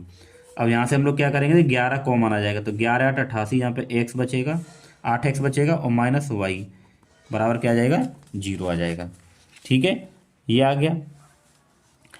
अब उसके बाद में क्या हो जाएगा, देखो ये इधर भाग में चला जाएगा, तो यहाँ पे बचेगा 8x माइनस वाई बराबर 0। समीकरण नंबर 2 हो गया। अब हमें क्या करना है, समीकरण 1 व 2 को हल कर दीजिए। तो यहाँ पे लिखिए, यहाँ पे समीकरण 1 व 2 को जोड़ दो आप। जोड़ने पर समीकरण 1 क्या है, एक्स प्लस वाई बराबर 9, ठीक है।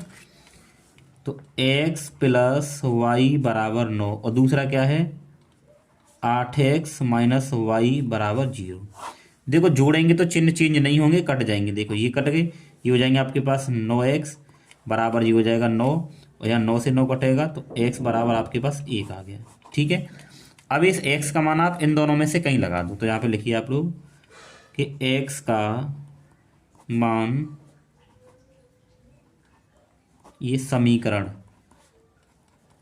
ठीक है, x का मान समीकरण 1 में रखने पर। तो समीकरण 1 क्या है, x प्लस वाई बराबर 9। तो x प्लस वाई बराबर 9, x का मान कितना है 1 और प्लस वाई बराबर 9। जब y का मान निकालेंगे तो ये हो जाएगा 9 माइनस 1, तो y बराबर कितना हो जाएगा, देखिए y का मान निकालेंगे 9 माइनस 1 तो y बराबर हो जाएगा 8, ये आ गया। अब दोनों हमें x और y के मान तो हमने निकाल लिए, अब हमें मूल संख्या बतानी है। तो यहाँ पे हम लोग लिखेंगे, देखो मूल संख्या, मूल संख्या। तो क्या मानी मैंने, 10x प्लस वाई मानी थी मूल संख्या, देखिए ये रही। यहाँ पे आप इन दोनों मानों को उठा के रख दीजिए। तो 10 गुणे x का मान क्या है 1 और y का मान क्या है 8, तो ये क्या हो जाएगा, यहाँ पे 10 एकम 10 और प्लस 8 कितना हो जाएगा 18 हो गया आपका उत्तर। तो यहाँ पे हमारे पास आ जाएगी संख्या, अतः संख्या बराबर क्या होगी 18 होगी, ठीक है प्यारे बच्चों। इस क्वेश्चन को ऐसे करना है आपको, ठीक। देखिए प्यारे बच्चों, इसके बाद में हमारे पास में दूसरे का सी है, दी गई आकृति में हमें दे रखा है ओ ए इंटू ओ बी बराबर ओ सी इंटू ओ डी। तो दिखाइए कोण ए बराबर, तो हमें ये सिद्ध करना है कि ये इसके बराबर है या नहीं है, ठीक है। तो देखिए आपको पेपर में भी करना है, तो पहले ये ना आपको चित्र बनाना पड़ेगा, ठीक है। तो आप पेपर में क्या करोगे, इस चित्र को यहाँ से ऐसे करके यहाँ पेपर में बना दोगे, ठीक है। ये बना दिया हमने, ठीक। यहाँ पे ए और ये डी और ओ और बी और ये सी, ठीक है। अब देखिए हमें क्या दे रखा है, पहले हमें वो लिखना है यहाँ पे, ठीक है। देखिए हमें क्या क्या दे रखा है, दिया है। तो देखिए हमें क्या दे रखा है यहाँ पे कि ओ ए इंटू ओ बी बराबर ओ सी इंटू ओ डी, ये हमें यहाँ पे दे रखा है, ठीक है। इतना हमें दे दिया। अब हम लोग क्या करें, यहाँ पे देखिए यहाँ से इससे हम एक रिलेशन निकाल लेते हैं, ठीक है। या फिर हम यहाँ पे लिखेंगे, देखिए सिद्ध क्या करना है वो भी लिख दीजिए आप। ये तो हमें दे दिया कि सिद्ध करना है, तो हमें सिद्ध क्या करना है, हमें देखिए सिद्ध करना है कि कोण ए बराबर कोण सी तथा कोण बी बराबर कोण डी, ठीक है बेटा। अगर आप देखिए यहाँ पे इस तरीके से लिखोगे तभी आपको नंबर मिलेंगे, नहीं तो आपको अन्यथा नंबर आधे मिलेंगे, ठीक है। ये हो गया। अब देखिए हम लोग यहाँ पे क्या करें, हम अगर देखिए यहाँ से देखें, ठीक है, यहाँ पे देखिए त्रिभुज ए ओ डी और त्रिभुज सी ओ बी में, त्रिभुज ए ओ डी में और बी और यहाँ पे सी ओ बी में। ठीक है, अगर हम इन दोनों त्रिभुजों में देखते हैं, ठीक है, हमें यही दे रखा था इन दोनों त्रिभुजों से, तो देखिए यहाँ पे कि ओ ए गुणा ओ बी बराबर ओ सी गुणा, या गुणा लगा सकते हो आप, ठीक है, ओ डी। तो यहाँ से अगर हम निकालने, देखिए कि ओ ए बट्टे में क्या कर लें, ओ सी बराबर, और यहाँ पे हम लोग कर लें ओ डी बट्टे में क्या, ओ बी। ठीक है, तो हम लोग यहाँ पे क्या लिख देंगे, हमें ये दिया है, क्या है, दिया है, तो ये हमने यहाँ पे क्या भुजाओं का अनुपात ले लिया यहाँ से। ठीक है, अच्छा, और हम लोग क्या कह सकते हैं, देखिए इस चित्र में आप देखें कि ए ओ डी ये वाला कोण और यहाँ से सी ओ बी ये वाला कोण दोनों कैसे होंगे, बराबर होंगे, क्योंकि शीर्षाभिमुख कोण है ये। तो यहाँ पे हम लोग लिख देंगे कि कोण ए ओ डी बराबर कोण सी ओ बी। ठीक है, कैसे हैं, शीर्षाभिमुख कोण है, शीर्षाभिमुख कोण। ठीक है, ये दोनों कोण बराबर है। देखिए अब हम लोग यहाँ पे कह सकते हैं, क्या कह सकते हैं, अतः त्रिभुज ए ओ डी समरूप है त्रिभुज सी ओ बी के। ठीक है, देखिए हमें यहाँ पे देखिए दो भुजाएं बराबर मिल गई और एक कोण यहाँ पे मिल गया, तो हम लोग यहाँ पे क्या कह सकते हैं कि ये त्रिभुज कैसे हैं, समरूप हैं। अब किसके द्वारा है, यहाँ पे हम लिखेंगे बाय एस ए एस, ये कसौटी हमें लिखनी पड़ेगी तभी नंबर मिलेंगे, बाय एस ए एस। ठीक है, अब त्रिभुज समरूप होते हैं तो त्रिभुज के बचे हुए भाग हैं वो भी कैसे होते हैं, बराबर होते हैं। तो यहाँ पे हम लोग लिख देंगे, देखिए चूंकि त्रिभुज समरूप हैं, क्योंकि त्रिभुज समरूप हैं इसलिए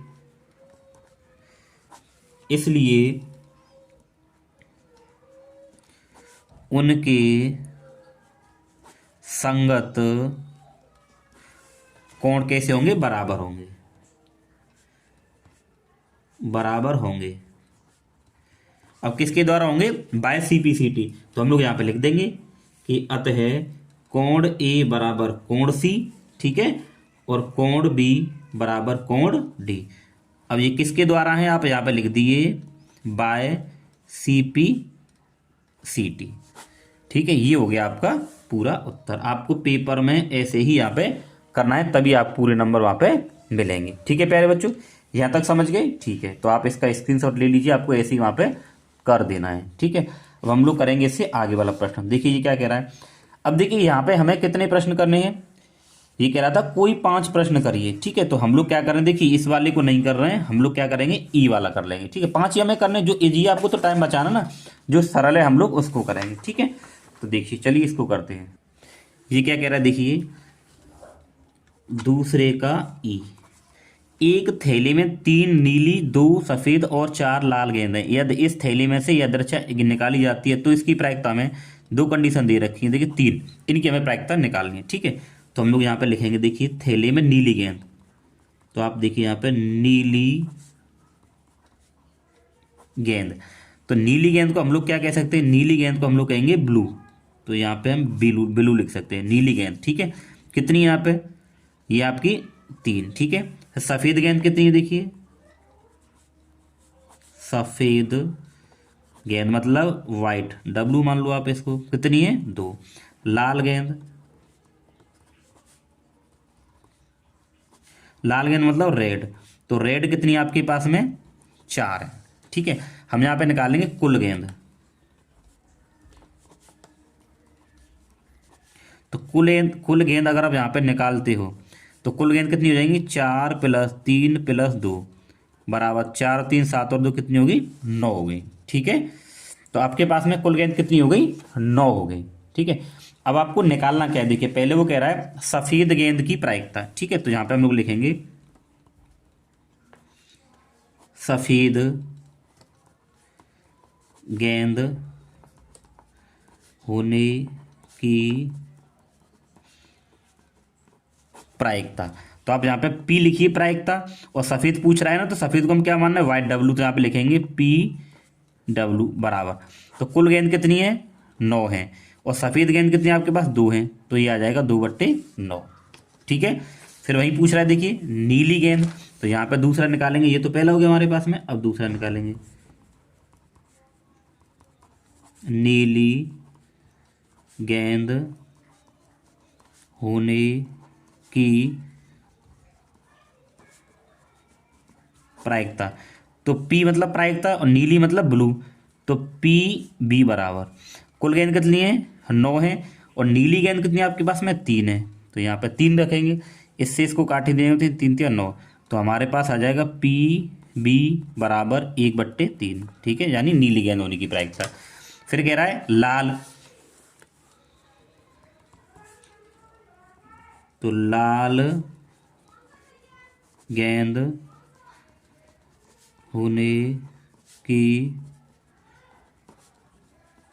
प्रायिकता, लाल मतलब क्या है रेड, तो यहाँ पे PR लिखेंगे बराबर कुल गेंद कितनी है 9 और लाल गेंद कितनी है 4, तो ये आपके पास उत्तर हो जाएगा। ठीक है प्यारे बच्चों, तो ये आपके जितने भी क्वेश्चन इसमें दूसरे का जो ई था उसका पूरे का फाइनल आंसर ये हो जाएगा। तो आप इसका स्क्रीनशॉट ले लीजिए, आपको पेपर में ऐसे ही आपको कर देना है। ठीक है, इसके बाद में देखिए हमारे पास में F और है। ठीक है, जो आसान प्रश्न है उनको करेंगे, टाइम वेस्ट आपको बिल्कुल नहीं करना है। ठीक है ना, पेपर में। अब दूसरे का F, ठीक है, क्या पूछ रहा है देखिए, हमें दे रखा है और माध्य का हमें देखिए टेबल दे रखे हमें माध्य का यहाँ पे निकालनी है। देखिए प्यारे बच्चों, आपको क्या करना है, जब भी आपको ऐसे माध्य का पूछी जाएगी ना, तो आपको ये जो टेबल मिलेगी आपको इस टेबल को इस तरीके से बनाना है। ठीक है, कितने कॉलम बनाने, 1 2 3, पहले में वर्ग अंतराल और दूसरे में बारंबारता, तीसरे में आपको लिखनी है संचयी बारंबारता, जिसको हम लोग CF से दर्शाते हैं। तो ये जो वर्ग अंतराल है हमने देखिए इसको ऐसे लिख लिया, आपको भी ऐसे ही लिख लेना है। ठीक है, 0 से 10, फिर 10 से 20, तो पूरा आ गया है यहाँ पर। अब इनके आगे जो बारंबारता देखिए, इसके लिए 7 है, फिर 4 है, 2 2 3 और 2। ठीक है, लिख लिया। अब इसको हम लोग साइड में कर देते हैं, क्योंकि जो भी कुछ होगा इसी से होगा। ठीक है, चलिए अब देखिए आपको क्या करना है, आपको संचयी बारंबारता निकालनी है। वो कैसे निकालें, पहला जो नंबर है ना वो सेम लिखा जाता है। ठीक है, तो पहला नंबर जो 7 है वो 7 लिखा जाएगा। अब इस 7 को ना इसमें जोड़ देंगे, तो 7 और 4 कितना हो जाएगा 11। ये लाइन जो मैं बना रहा हूँ आपको समझाने के लिए, आपको नहीं बनानी है। ठीक है, फिर 11 को हम लोग इस 2 में जोड़ेंगे, तो हमारे पास कितना मिल जाएगा, 11 और 2 हो जाएगा 13। फिर 13 को इस नीचे वाले में जोड़ेंगे तो कितना हो जाएगा 15। फिर 15 को नीचे वाले में जोड़ेंगे तो हो जाएगा 18। फिर 18 को इसमें जोड़ेंगे कितना हो जाएगा 20। बस हो गया ना। तो ऐसे आपको संचयी बारंबारता निकाल लेनी है। अब ये देख रहे हो ना बारंबारता, तो बारंबारता को हम लोग बोलते हैं एन। इन सभी को जोड़ो, 7 और 4 11, 12 13, 14 15 और 3 18 और 2 20। यहाँ पे एक आपको ध्यान देने वाली बात क्या है, देखो संचयी बारंबारता का लास्ट वाला पद और बारंबारताओं का योग दोनों अगर बराबर है तो आपका उत्तर सही है, नहीं तो कहीं ना कहीं आपने गलती करी है। इतना हो गया। अब हम लोग यहाँ पे निकालेंगे n/2। क्या निकालेंगे, n/2। n कितना है 10/2, कितना आ जाए, सॉरी n आपके पास में कितना 20 है, तो भाग करें कितना आ जाएगा 10 आ गया। अब आप लोगों को चेक करना है कि ये जो 10 है इस संचयी बारंबारता में कहाँ आएगा, ये जो 10 है इस संचयी बारंबारता में कहाँ आएगा। तो देखो अगर हम 10 को देखें, तो अगर हम लोग 10 को देखें तो देखो इसमें तो नहीं आएगा क्योंकि ये तो कम है, 11 इसके अंदर आ जाएगा। ठीक है ना, तो इसी के सामने वाली जो बारंबारता है वो F कहलाती है, और इसी के जो सामने वाला है वही हमें यहाँ पे माध्य का वर्ग यानी माध्य का वर्ग लेना होता है। समझ गए। और इससे जस्ट ऊपर वाला जो नंबर होता है वो क्या होता है CF होता है। इतनी कहानी आपको कर लेनी है। ठीक है, अब आपको मिल गया ना, ये क्या आपके पास में माध्यक वर्ग होगा, तो यहाँ पर लिखिए आप लोग माध्यक वर्ग। तो माध्यक वर्ग क्या है आपका 10 से 20 है, और इस माध्यक वर्ग से हमें एक वैल्यू निकालनी होती है। तो पहले वाला जो नंबर है ना इसको हम लोग बोलते हैं L। क्या बोलते हैं L। तो L बराबर क्या हो जाएगा 10 हो जाएगा। F का मान आपने निकाल लिया है। अच्छा पहले H निकालो, इन दोनों के बीच का जो अंतर है वो H कहलाता है। तो H बराबर क्या हो जाएगा, इन दोनों के बीच में 10 का अंतर है जी, H हो जाएगा। F आपने निकाला था कितना था 4 था। CF आपके पास कितना है, तो CF आपके पास कितना है 7 है। बस ये चीज़ आपने निकाल ली। अब आपको केवल सूत्र लगा देना है, उसमें ये सारी वैल्यू पुट कर देनी है। ठीक है प्यारे बच्चों, ये आप ध्यान रखेंगे, ये 20 है तो यहाँ पे लिखेंगे माध्यक या माध्यका या माध्यक एक ही चीज़ होती है। माध्यका बराबर सूत्र होता है L + n/2 माइनस का CF और बट्टे में F और गुणे में H, ये सूत्र होता है।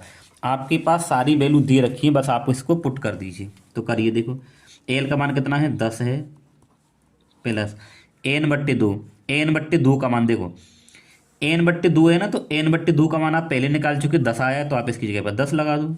माइनस सी एफ का मान कितना है 7 बट्टे एफ का मान कितना है 4 और गुणे एच का मान कितना है, एच का मान आपके पास में देखिए, सॉरी एच का मान क्या है 10 है। ठीक है, सारी वैल्यू लगा ली हमने, अब आपको इसको केवल हल कर देना है, तो हल करिए। ये 10 प्लस 10 में से 7 घटाएंगे तो 3 आएगा और बट्टे में 4 और गुणे 10। ठीक है, अब देखिए बहुत सिंपल हो जाएगा, 10 प्लस 10 दिया 30 बट्टे में 4। अब आप इसको हल कर लीजिए, तो देखो अगर आप लोग इसको हल करते हो, देखो 4 सत्ते 28, तो 30 में से 28 के कितने बचे 2, पॉइंट लगा लो 0 बढ़ा लो। ठीक है, और 4 पंजे 20, कितना मिला आपको 7.4, यानी इसको हल करने पर आपको 7.5 मिला है। ठीक है, तो ये जाएगा 10 प्लस 7.4। ठीक है, तो इन दोनों को जोड़ दीजिए, आपके पास उत्तर आ जाएगा 17.4। यही प्यारे बच्चों आपका क्या हो जाएगा, उत्तर हो जाएगा। समझ गए ना। ठीक है, तो इस प्रकार से आपको यहाँ पे माध्यिका निकाल देनी है, माध्यक निकाल लेना, एक ही चीज होती है। आप लोग इसका स्क्रीनशॉट यहाँ पे ले सकते हो। ठीक है, तो देखिए दूसरे के जितने प्रश्न थे, जिसमें 5 करवाए थे हमने, 5 कर लिए। अब लोग इससे आगे वाले प्रश्नों को करते हैं। तो अब हम लोग यहाँ पे क्या करेंगे, प्रश्न नंबर 3 से स्टार्ट करेंगे। प्रश्न नंबर 2 को हमने पूरा कर लिया। अब देखिए प्रश्न नंबर 3 में क्या दे रखा है। अब इसमें देखिए 2 प्रश्न है, ये भी दे रखा है, ये भी, तो दोनों को कराएंगे, आपको जो उचित लगे आप उसको करना। देखिए अगर एक बेलनाकार ग्लास का आंतरिक व्यास कितना है 5 सेंटीमीटर है। ठीक है, परंतु गिलास के निचले आधार में एक बराबर त्रिज्या की उभरा हुआ अर्धगोला है। ठीक है, जैसे कि देखिए ये ग्लास है, आपने जैसे झंडू आम देखा है ना, तो उसके अंदर क्या है भाई, झंडू आम कम आती है, ऊपर की तरफ उभरा हुआ होता है नीचे से, क्योंकि नीचे गड्ढा होता है। ऐसे ये दे रखा है जिससे गिलास की धारता कम। अब इसमें झंडू आम क्या है, जिससे कम आती है। यदि गिलास की ऊंचाई 10 सेंटीमीटर है तो गिलास की आभासी धारता और वास्तविक धारता, आभासी का मतलब क्या है, देखिए वास्तविक मतलब कितनी झंडू आम है, ठीक है ना, और आभासी मतलब आपको कैसी लग रही है, मतलब क्योंकि बाहर से तो आपको कैसी लगेगी, पूरी लगेगी, लेकिन अंदर तो झंडू आम उसमें क्या आएगी, कम आएगी। ठीक है, यही हमें यहाँ पे निकालना है। ठीक है, चलिए आपको देखिए जब भी आप इस क्वेश्चन को करोगे पेपर में, आपको चित्र बना देना है, क्योंकि चित्र बनाना देखिए बहुत जरूरी होता है। ठीक है, हम लोग बना देते हैं।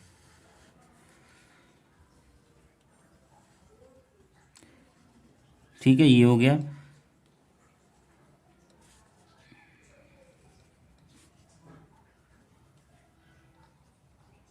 ठीक है, इसकी अगर हाइट की बात करें आप, तो देखिए यहाँ से लेके यहाँ तक हाइट हमें कितनी दे रखी है 10 सेंटीमीटर, और यही जो पूरा जो व्यास है वो हमें दे रखा है 5 सेंटीमीटर। ठीक है, तो हम लोग यहाँ पे लिखेंगे क्या दिया है, ठीक है ना, दिया है व्यास, तो व्यास मतलब आपको डी दे रखा है, कितना दे रखा है 5। अगर आप यहाँ से त्रिज्या निकाल लें आर, तो आर बराबर क्या हो जाएगा, D/2 होता है, या व्यास बट्टे 2 होता है, तो आर बराबर 5/2, यानी कि भाग करेंगे तो आपको मिल जाएगा 2.5 सेंटीमीटर। ठीक है, देखिए नीचे क्या है, अब नीचे एक अर्धगोला बनना है, देखिए ठीक है ना, ये क्या है एक अर्धगोला बनना है, तो ऊपर जितना व्यास है वो भी इसी का तो व्यास उतना ही होगा, और इसकी आप त्रिज्या भी निकालोगे तो इसकी त्रिज्या भी बराबर आएगी। ठीक है, ये कर लिया। अब आप क्या निकालेंगे, देखिए जो बेलन है ना, ये जो पूरा एक बेलन है, पहले इस बेलन का आयतन निकालना है आपको। ठीक है, बेलन का आयतन, बेलन का आयतन, तो बेलन का आयतन, देखिए बेलन का आयतन यही हमारे पास क्या कहलाएगी, इसकी आभासी धारिता होगी। ठीक है, ध्यान रखेंगे आभासी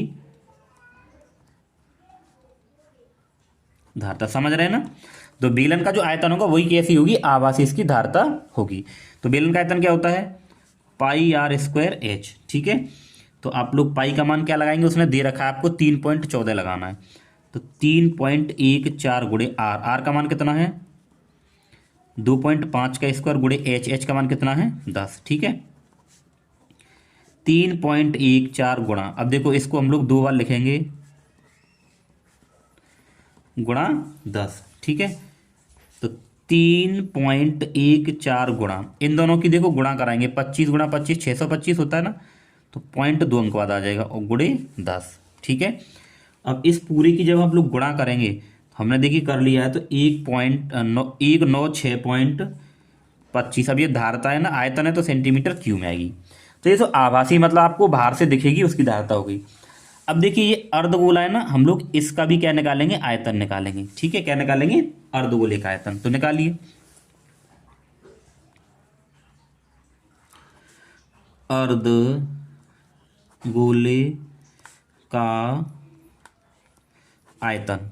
ठीक है, तो अर्धगोले का आयतन क्या होता है आपके पास में, 2/3 पाई आर क्यू। ठीक है, 2/3 पाई, पाई का मान 3.14 गुणे आर, आर का मान क्या 2.5 है, तो 2.5 का क्यूब। ठीक है, तो 2/3 गुणा 3.14 गुणा 2.5 और 2.5 और 2.5। ठीक है, ये हो गया। अब देखिए हम लोग क्या करें, इसको पूरे को हल करते हैं। तो 2/3 गुणा 3.14 गुणा, देखिए इस पूरे की अगर गुणा करेंगे, इस पूरे की गुणा आएगी कितनी, 25.625। देखो पहले 25 गुणा 25 625, फिर उसका गुणा 25 तो 15,625 होगा, और पॉइंट 3 अंक बाद लग जाएगा, क्योंकि एक अंक यहाँ है, एक अंक यहाँ, 3 अंक बाद ये आ जाएगा। ठीक है, अब आप इसको हल करेंगे, ये आ जाएगा 98.125 और बट्टे में 3, और जब इसका इसमें भाग करेंगे, ठीक है, तो ये आ जाएगा आपके पास 32.7 सेंटीमीटर क्यूब।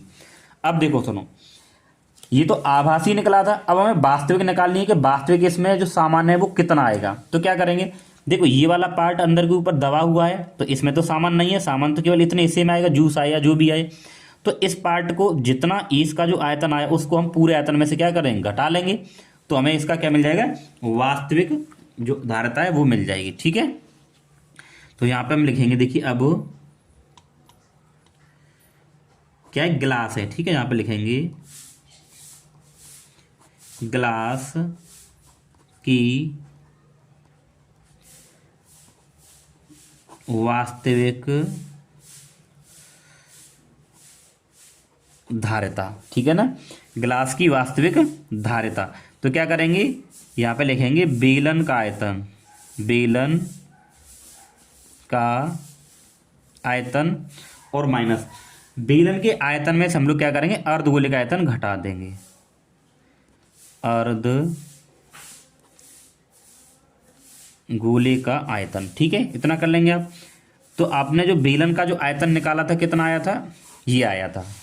ठीक है, सेम आपको पेपर में करना है, माइनस अर्धगोले का कितना आया है, 32.7। अब इसमें से क्या करेंगे, घटा देंगे इसको, तो ये हमारे पास क्या आ जाएगा, 163.55 सेंटीमीटर क्यूब। ठीक है, तो ये तो हमारे पास में जो ग्लास है उसकी वास्तविक धारता ही है, और ये हमारे पास में क्या है उसकी, देखिए ये आभासी धारता। ठीक है, तो हम लोग नीचे फाइनल आंसर में लिख देंगे, क्या लिख देंगे यहाँ पे फाइनल में, तो यहाँ पे हम लोग लिखेंगे अतः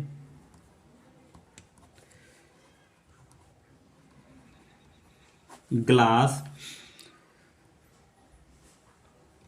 की आभासी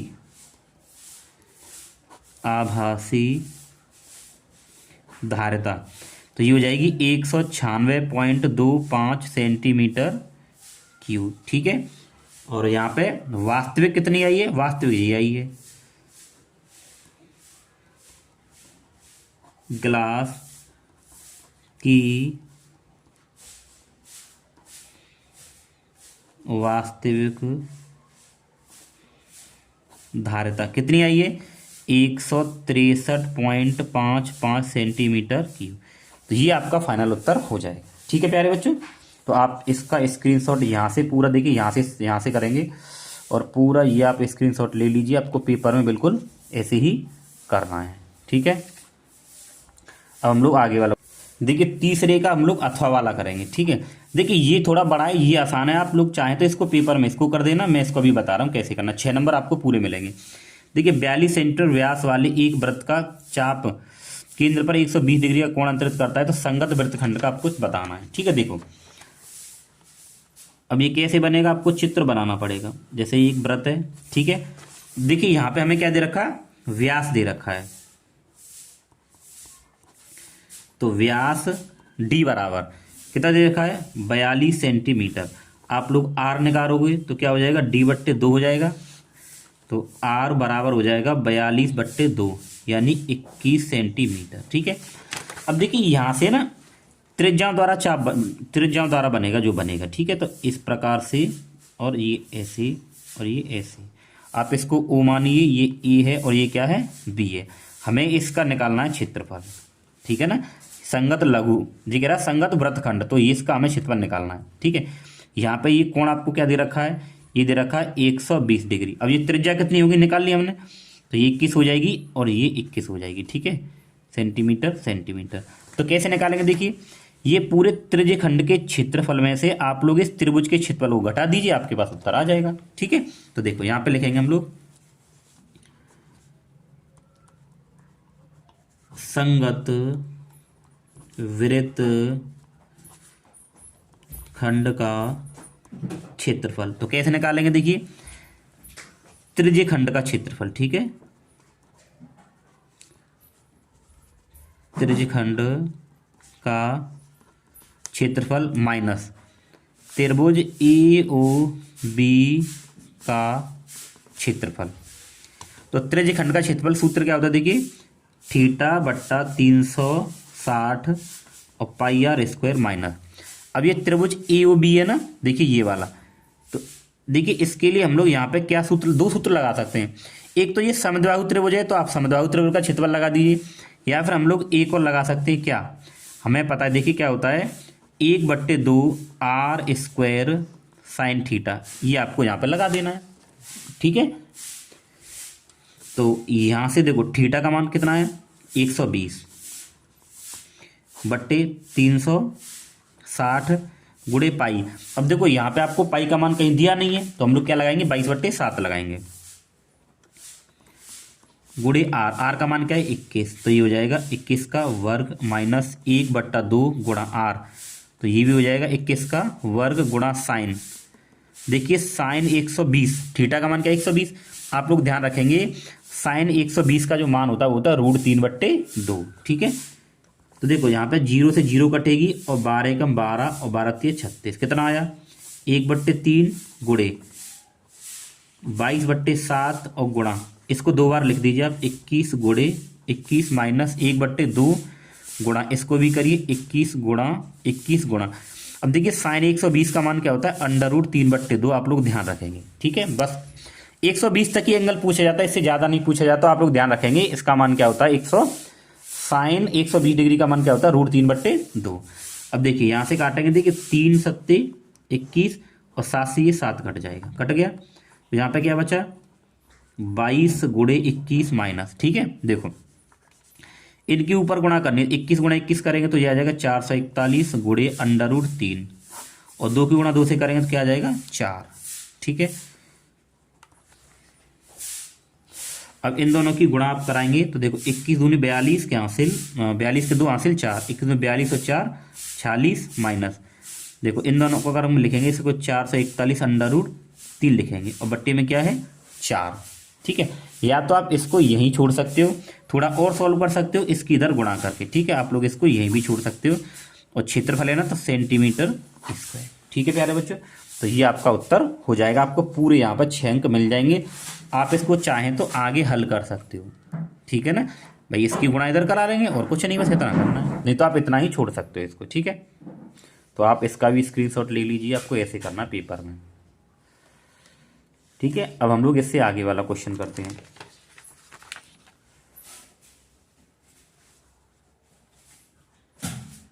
यहाँ पे देखिए प्रश्न नंबर 4 है, तो प्रश्न नंबर 4 में 2 क्वेश्चन दे रखे हैं, दोनों में आपको एक करना है, लेकिन हम लोग दोनों बताएंगे, आपको जो अच्छा लगे वो करना। ये कह रहा है यदि 2 वर्गों के परिमापों का योगफल 68 मीटर है और उनके क्षेत्रफलों का योग 157 मीटर स्क्वायर है, तो दोनों वर्गों की भुजाएं आपको ज्ञात करनी है। ठीक है, तो चलिए करते हैं। ठीक है, तो यहाँ पे हम लोग करेंगे प्रश्न नंबर 4। ठीक, तो यहाँ पे लिखेंगे हम लोग माना पहले वर्ग की भुजा, तो पहले वर्ग की भुजा हम लोग मान लेते हैं a मीटर। ठीक है, और दूसरे वर्ग की भुजा बराबर मान लीजिए बी मीटर। ठीक है, अब वो क्या कह रहा है देखिए, दो वर्गों के परिमापों का योग। तो पहले परिमाप निकालेंगे। ठीक है, तो हम निकालेंगे यहाँ पे पहले वर्ग की परिमाप। तो परिमाप क्या होती है, 4 गुणा भुजा होती है ना भाई, 4 गुणा क्या होती है, भुजा। तो ये हो जाएगा 4 और गुणा भुजा कितनी इसकी, ए है, तो क्या हो जाएगा आपके पास में 4a हो जाएगा। ठीक है, अब ऐसे ही दूसरे वर्ग के परिमाप निकालिए। क्वेश्चन थोड़ा बड़ा है तभी आपको 6 नंबर मिलेंगे, सही तरीके से करेंगे। दूसरे वर्ग की भुजा, सॉरी यहाँ पे लिखेंगे दूसरे वर्ग की परिमाप।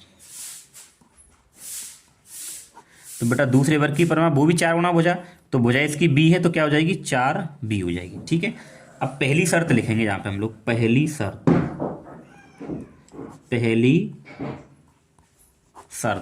तो इसकी पहली शर्त क्या है, इसकी पहली शर्त ये है, देखिए क्या है कि दो वर्गों के परिमापों का योगफल। तो इनके परिमापों का योगफल, तो पहले वर्ग की परिमाप ये है, दूसरे की ये है, तो 4a और प्लस का 4b बराबर कितना दे रखा है, 68 दे रखा है। क्या दे रखा है, 68। ठीक है, तो यहाँ हमने 68 लिख दिया। यहाँ से हम लोग क्या करेंगे, 4 कॉमन लेंगे, तो a प्लस का b बराबर 68। 4 से कटेगा कितनी बार, 17 बार, तो ये आ जाएगा a प्लस b बराबर का 17। समीकरण नंबर 1 हो जाएगा। ठीक है, ये आप लोग समीकरण इसको 1 बना लोगे। आगे क्या कह रहा है देखिए, ये कह रहा है उनके क्षेत्रफलों का योगफल। अब हम इनके क्षेत्रफलों को देखेंगे, तो पहले वर्ग का क्षेत्रफल निकालेंगे, पहले वर्ग का क्षेत्रफल। तो क्षेत्रफल क्या होता है वर्ग का, भुजा गुणा भुजा होता है। ठीक है, वर्ग का क्षेत्रफल क्या होता है, भुजा गुणा भुजा। तो पहले वर्ग की भुजा क्या a है, तो इसका क्षेत्रफल क्या हो जाएगा, a² हो जाएगा। ठीक है, ऐसे ही दूसरे का निकालेंगे यहाँ पे कि दूसरे वर्ग का क्षेत्रफल। तो ये भुजा गुणा भुजा, इसकी भुजा क्या है, दूसरे की b है, तो ये क्या हो जाएगा, b²। ठीक है, अब यहाँ पे पुनः प्रश्नानुसार, या आप ठीक है पुनः प्रश्नानुसार लिख सकते हो, इसको दूसरी शर्त मान लीजिए। ठीक है, आप दूसरी शर्त लिख दीजिए इसकी, दूसरी शर्त। तो इसकी दूसरी शर्त क्या है, दूसरी शर्त ये है कि उनके क्षेत्रफलों का योगफल 157 है। तो यानी इन दोनों का कि a² प्लस b² बराबर 157। ठीक है, ये है। अब यहाँ हमें क्या काम करना है, अब इसको हल करेंगे। देखो हम लोग क्या करें, समीकरण 1 से एक वैल्यू निकालना है। यहाँ पे लिखेंगे देखिए, समीकरण 1 से, समीकरण 1 क्या हमारे पास में, a प्लस b बराबर 17। तो a प्लस b बराबर 17। यहाँ से अगर मैं a का मान निकालूंगा तो a बराबर हो जाएगा 17 माइनस का b। आप समीकरण नंबर 3 मान लो इसको। ठीक है, ये हो गया समीकरण नंबर 3। अब आप क्या करें, इस a के मान को उठा के आप इसको 2 मान लीजिए, इस समीकरण नंबर 2 में लगा दीजिए। तो यहाँ पे हम लोग लिखेंगे कि a का मान समीकरण 2 में रखने पर, a का मान समीकरण 2 में, समीकरण 2 के हमारे पास में a² प्लस b² बराबर 157। a का मान ये है, तो लगा दीजिए कि जगह पे कि 17 माइनस b का स्क्वायर प्लस b² बराबर 157। ठीक है, अब इसको हल करते हैं। तो देखो यहाँ पे a माइनस b को होल स्क्वायर लगाएंगे, तो देखो a² plus b² minus 2ab। तो a का मान 17 और b का मान क्या है, b प्लस b² बराबर 157। ठीक है, देखो 17 का वर्ग करेंगे कितना आएगा, 289, और ये हो जाएगा b² माइनस 17 दूनी 34b प्लस b² बराबर 157। ठीक है, ये हो गया। अब इससे आगे क्या करना, देखिए आप लोग यहाँ पर और एक काम कर सकते हो। क्या, देखो इसको हम लोग हल करेंगे। तो देखो ये और ये 2b हो जाएंगे हमारे पास में, 2b²। ठीक है, और ये माइनस का 34b, आप इसको इधर लिख दीजिए। ठीक है, ये हो जाएगा आपके पास में देखिए प्लस का 89 और आप इसको इधर ले आइए तो माइनस को 157 बराबर क्या हो जाएगा, 0 हो जाएगा।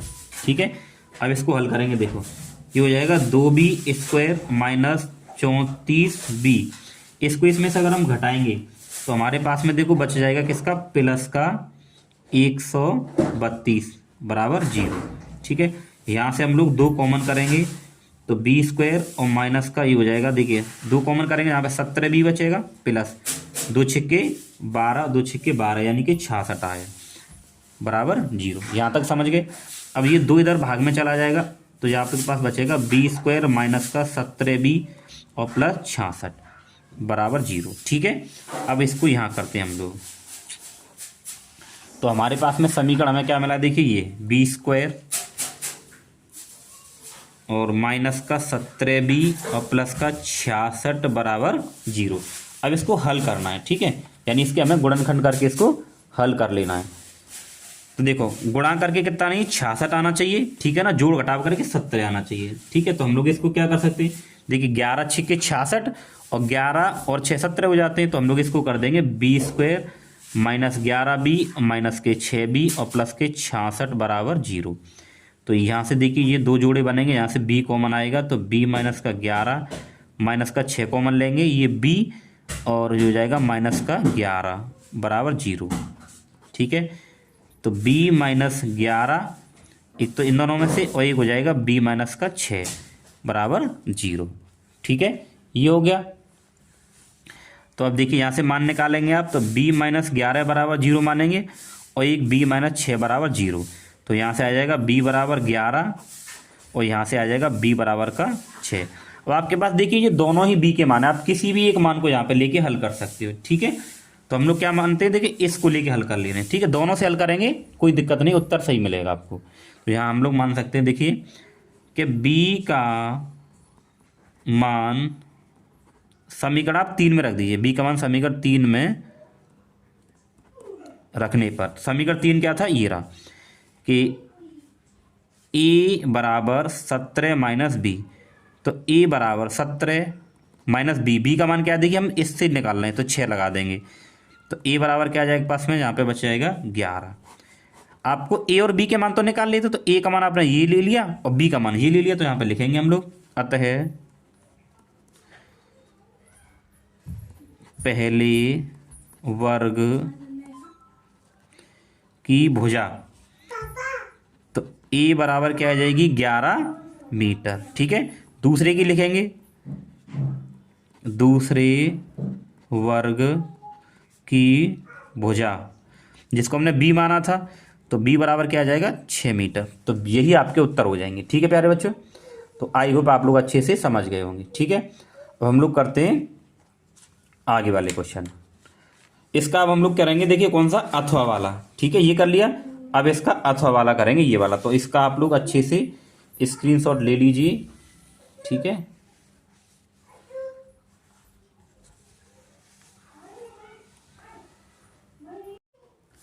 अब देखिए हम लोग देखें यहाँ पे चौथे का अथवा वाला। ठीक है, वो क्या दे रखा है, एक आदमी ने 3550 रुपये का ऋण लिया, उसने पहले महीने इतने रुपए दिए, फिर वो इतने रुपये बढ़ाता गया, तो हमें n निकालना है। ठीक है, देखो हमें क्या क्या दे रखा है, यहाँ पे समांतर श्रेणी का क्वेश्चन है। ठीक है, दिया है तो हमें दे रखा है, देखिए पहला ये a मानेंगे इसको कि a बराबर 20 रुपये, और ये प्रति में जो बढ़ा रहा है वो d है, कितने हैं 15 रुपये। ठीक है, अब ये ऋण उसने लिया, ये SN कहलाएगा यानी कुल, तो SN बराबर आपके पास कितना है 3250 रुपये।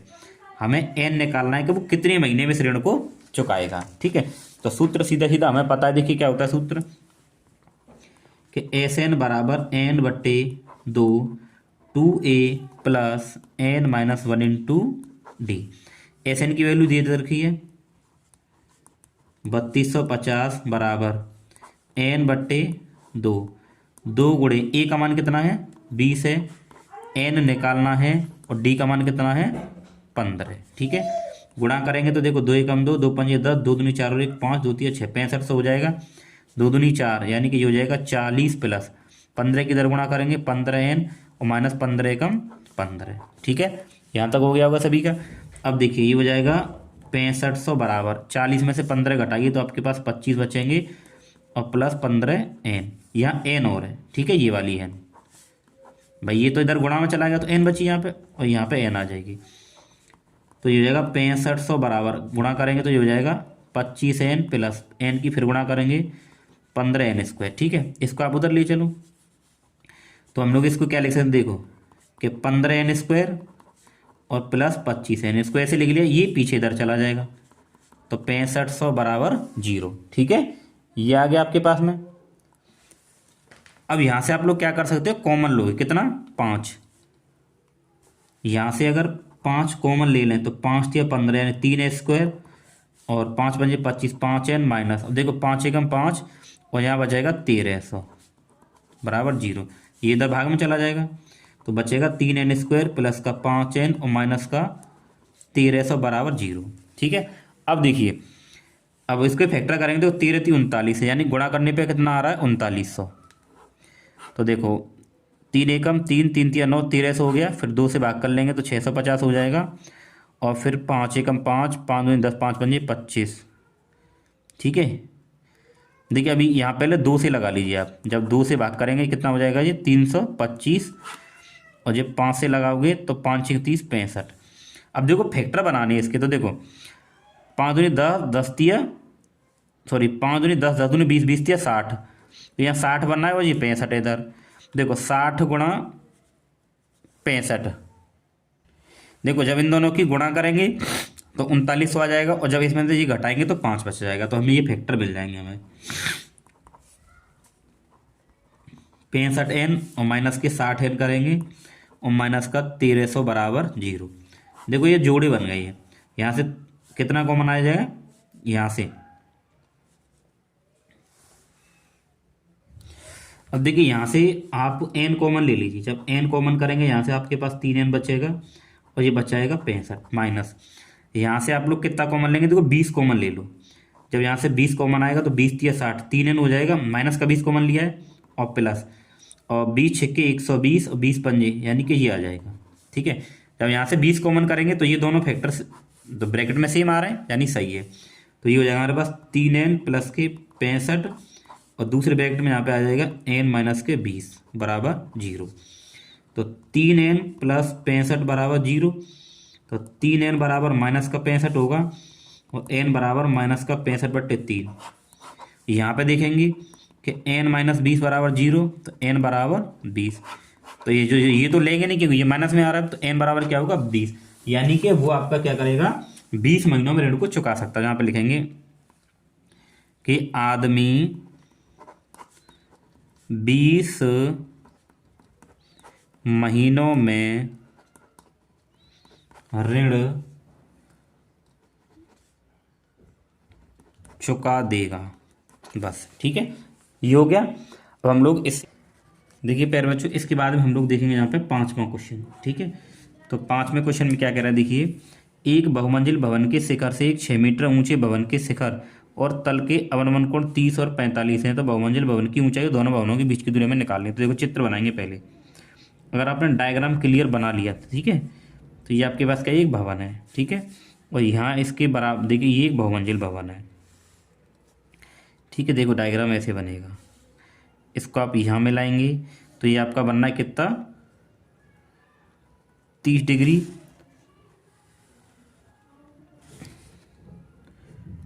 और ये 45 डिग्री, ठीक है। तो ये आपके पास ये भवन है, ये आपके पास क्या है भवन, यानी 6 मीटर, और बहुमंजिल भवन इससे ऊंचा होगा तो ये वाला इधर वाला, तो हम इसको मान लेते हैं ये क्या हमारे पास में h मीटर, कितना है h मीटर। जब ये 6 है तो ये वाला पार्ट भी यहाँ पे 6 ही होगा, यहाँ से लेके यहाँ तक, ठीक है, 6 मीटर। दोनों भवनों को देखिए, इसको आप a मानिए, b है, ये c है, और ये d है, और ये क्या है e है। तो दोनों भवनों के बीच की दूरी हम लोग क्या मान लेते हैं x मान लेते हैं, ठीक है। जब ये पार्ट x है तो देखो यहाँ से लेके यहाँ तक ये भी तो आपके पास x ही होगा, ठीक है, ये हो गया। अब हमें निकालनी है ये बहुमंजिल भवन, यानी इस पूरे की यहाँ पे ऊंचाई हमें निकालनी है, ठीक है। चलिए हम लोग इसमें लिखते हैं, क्या लिखेंगे, माना बहु मंजिल भवन की ऊंचाई बराबर h मीटर है, कितनी है एच मीटर। ठीक है, दोनों भवनों की दूरी क्या है, एक्स है। दोनों भवनों के बीच की दूरी बराबर एक्स मीटर। ठीक है, ये मान लिया हमने। अब देखिए हम लोग सबसे पहले इस वाले त्रिभुज में, अब देखो जब ये यहाँ से यहाँ तक पूरा एच है और इतना हिस्सा 6 ऊपर वाला निकालेंगे तो एच में से घटा देंगे तो ये हो जाएगा एच माइनस का 6। ठीक है, अब देखिए हम लोग यहाँ पे लेते हैं पहले त्रिभुज सी डी ई में, सी डी ई में। ठीक है, सी डी ई में तो क्या करेंगे, देखिए टेन 30 बराबर, तो टेन थीटा का लंब बटे आता है, तो लंब यहाँ पे क्या हमारे पास में ये है, तो इसके लिए यहाँ से यहाँ तक की हाइट क्या है, देखिए लंब क्या हमारे पास में ई डी, और बट्टे में आधार क्या होगा इसके लिए सी डी। ठीक है, तो टेन 30 बराबर ई डी, तो यहाँ से लेके यहाँ तक क्या है एच माइनस का 6, एच माइनस 6, और सी डी ये कितना आपके पास में एक्स है। ठीक है, इसका मान क्या होता है 1/√3 बराबर एच माइनस 6 और ये हो जाएगा एक्स। ठीक है, ऐसे गुणा करेंगे क्रॉस वाली। ठीक है, तो इधर ये गुणा हो जाएगी आपके पास, तो एक्स बराबर ये हो जाएगा, गुणा इधर करेंगे √3 एच माइनस 6, आप समीकरण नंबर 1 मान लो इसको। ठीक है, अब इस पूरे त्रिभुज में लगाएंगे यहाँ से लेके यहाँ तक, तो त्रिभुज ए बी ई में, ए बी ई में। ठीक है, त्रिभुज में तो लगाइए यहाँ पे, देखिए 10 45, देखिए इसके लिए यहाँ से यहाँ तक ये पूरा लंब होगा यानी कि बी ई, बट ये आधार होगा इसके लिए ए बी। ठीक है, तो 10 45 बी ई, तो यहाँ से लेके यहाँ तक पूरा तो आपके पास कितना है एच है। ठीक है, यहाँ से यहाँ तक क्या है एच, बट्टा ए बी कितना है एक्स, तो 10 45 मान क्या होता है 1 बराबर एच बट्टे एक्स, एक्स का मान देखिए ये था, एक्स का मान क्या निकला था, ये निकला था √3 एच माइनस का 6। ठीक है, अब देखो इसकी इधर गुणा करा देंगे तो √3 एच माइनस 6 बराबर एच, अंदर गुणा करेंगे तो देखो ये कितना हो जाएगा आपस में एच √3 और माइनस का 6 √3 बराबर एच। ठीक है, अब ये एच इधर आ जाएगी आपके पास में, ये वाली जो एच है ना ये इधर आ जाएगी। ठीक है, तो ये हो जाएगा देखिए एच √3 और ये हो जाएगी माइनस एच बराबर ये हो जाएगी 6 √3। ठीक है, यहाँ तक। अब हम लोग क्या करेंगे, देखिए यहाँ से एच को कॉमन ले लें तो ये हो जाएगा √3 माइनस 1। ठीक है, यहाँ तक सभी का क्लियर होगा। अब बराबर ये क्या हमारे पास 6 √3, तो यहाँ से जब एच निकालेंगे तो एच बराबर 6 √3, ये बट्टे में चला जाएगा तो √3 माइनस 1। ठीक है, यहाँ हम लोग क्या करेंगे इनका, यहाँ हम लोग करेंगे इसका हर का परमेकरण। ठीक है, तो हर का परमेकरण करेंगे तो देखो क्या करेंगे, ऊपर नीचे √3 प्लस 1 से क्या करेंगे गुणा करेंगे। ठीक है, तो एच बराबर इसकी गुणा इधर करेंगे तो देखिए 6 √3 और ब्रैकेट में √3 प्लस 1 हो जाएगा बट्टा ए माइनस बी और ए प्लस यहाँ लग जाएगा, तो ये हो जाएगा देखिए √3 का स्क्वायर और माइनस 1 का स्क्वायर। ठीक है, एच बराबर।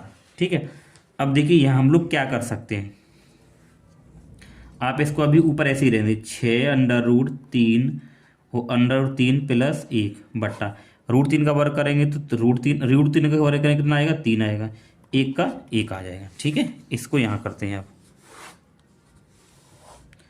देखिए लेंथ ही है 6 नंबर आपको तभी मिलेंगे। ठीक है, अब देखिए ये इससे घटाएंगे तो कहाँ पर जाएंगे, यहाँ देखिए कि एच बराबर 6 √3 और √3 प्लस 1 बट्टे, देखो 3 में से 1 गया तो कितने बचे 2 बचे। ठीक है, और 2 से कटे कितनी बार 3 बार, तो एच बराबर क्या आया 3 √3 और √3 प्लस 1। ठीक है, एच बराबर देखो इसकी पूरे की गुणा करेंगे, जब इसकी गुणा कराएंगे तो 3 √3 गुणा √3 प्लस इसकी पूरे की 1 से गुणा कराएंगे 3 √3। ठीक है, तो एच बराबर देखो √3 का √3 से गुणा करेंगे 3 आएगा और 3 की गुणा 3 से आएंगे तो 9 प्लस 3 √3, तो ये हमारे पास में क्या आ जाएगा एच आ जाएगा। ठीक है, एच आ गया। अब देखिए हमें किसका मान निकालना था, अब ये एच तो हमारे पास में आ गया, अब हमें एक्स का भी निकालना है। ठीक है, एक्स मतलब दोनों भवनों के बीच की दूरी हमें निकालनी है। ठीक है, तो अगर आप देखें, देखिए यहाँ पे हम लोगों ने समीकरण नंबर देखिए एक ये था हमारे पास में, ठीक है। तो यहाँ पे देखेंगे हम लोग, अब हमें x बराबर, ठीक है, तो हम लोग क्या करें, h का मान समीकरण एक में लगा देते हैं। तो यहाँ पे लिखेंगे कि x का मान समीकरण एक में रखने पर, तो देखिए समीकरण एक क्या हमारे पास में कि x बराबर √3h-6, ठीक है। तो लगाइए, देखिए तो ये हो जाएगा, देखिए कि x बराबर √3, h का मान क्या है ये पूरा कि 9 + 3 √3 और -6, तो x बराबर देखिए √3 ऐसे ही रहेगा, देखिए 9 में से 6 घट जाएगा, 3 बचेगा और +3 √3, तो x बराबर इसकी गुणा करेंगे तो ये हो जाएगा, देखिए √3 और गुणे 3 प्लस इसकी इधर भी करेंगे तो 3 √3 गुणा √3, ठीक है। तो x बराबर देखो ये हो जाएगा 3 √3 प्लस √3 की √3 से गुणा 3 आएगी और 3 की 3 से करेंगे तो 9, तो x बराबर क्या हो जाएगा 9 + 3 √3, ये x का मान आ गया, ठीक है। हमारे पास देखिए दोनों मान आ गए, h का भी मान आ गया और x का भी मान आ गया, ठीक है। तो हम लोग यहाँ पे लिख देते हैं, ठीक है। तो h हमने क्या मानी, बहुमंजिल भवन की ऊंचाई मानी थी, तो यहाँ पे आप लिख दीजिए, ठीक है। यहाँ पे आपको लिखना पड़ेगा बहुमंजिल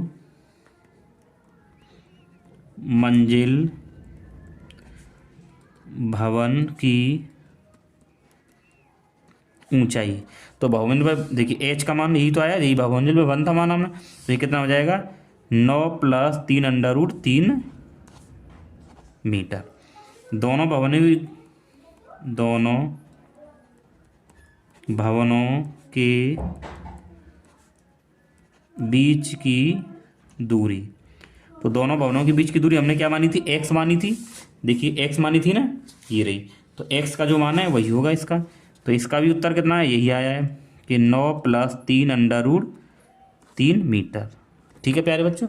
तो ये हमारे पास में इस पूरे क्वेश्चन का सॉल्यूशन है, लेंथी जरूर है लेकिन ज़्यादा कठिन नहीं, इजी, आप लोग इसको आराम से कर सकते हो, ठीक है। अब हम लोग करेंगे देखिए इसका ये पार्ट, इसका अथवा वाला क्वेश्चन, ये वाला, ठीक है। तो देखिए 5 का अथवा, तो 5 के अथवा में क्या कह रहा है, देखिए समतल भूमि पर खड़ी एक मीनार, देखो ये एक मीनार है, मीनार की छाया 20 मीटर अधिक होती है जब सूर्य का 49 कोण 60 से घटकर 30 हो जाता है।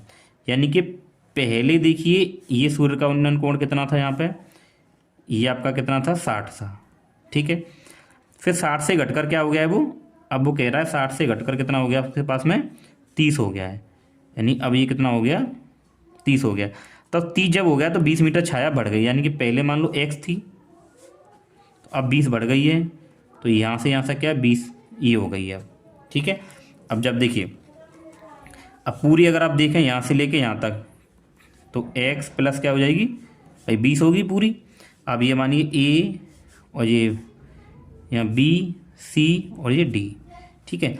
ये हमारे पास में मीनार है, इसकी ऊंचाई हम लोग मान लेते हैं h मीटर, ठीक है, यहाँ तक, ठीक, हमें यही निकालनी है। तो यहाँ पे लिखेंगे हम लोग माना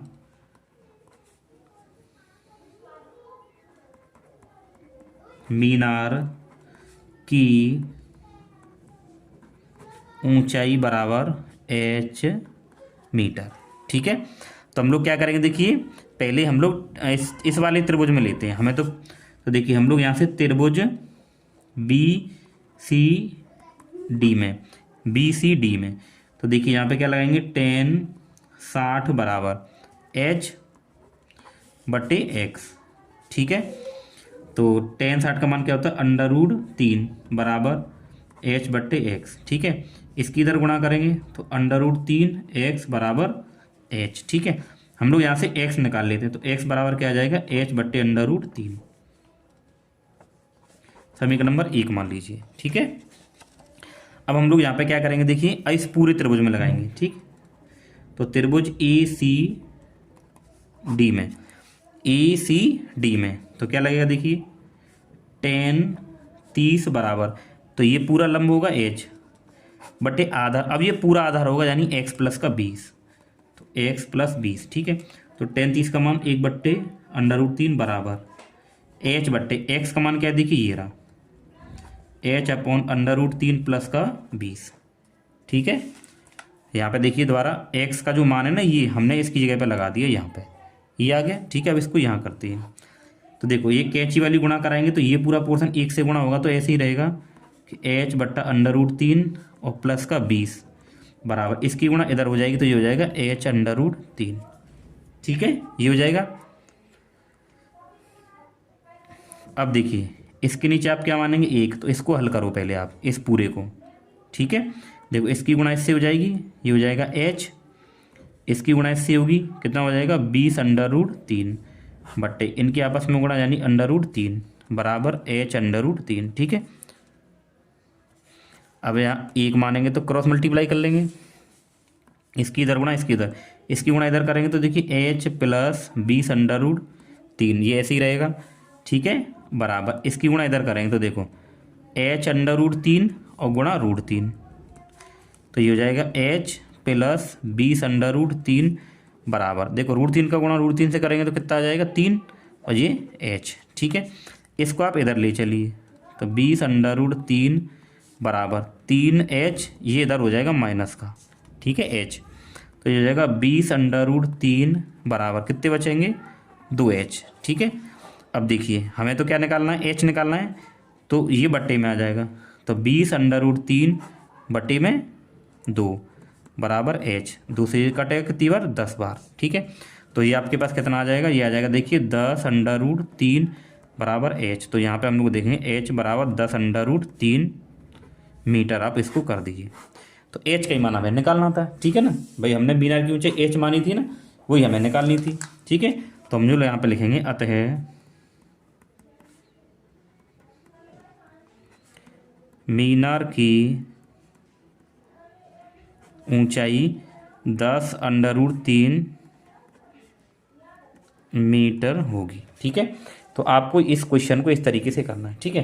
तो प्यारे बच्चों देखिए हमने इस पूरे क्वेश्चन पेपर का सॉल्यूशन कर लिया है, ठीक है ना।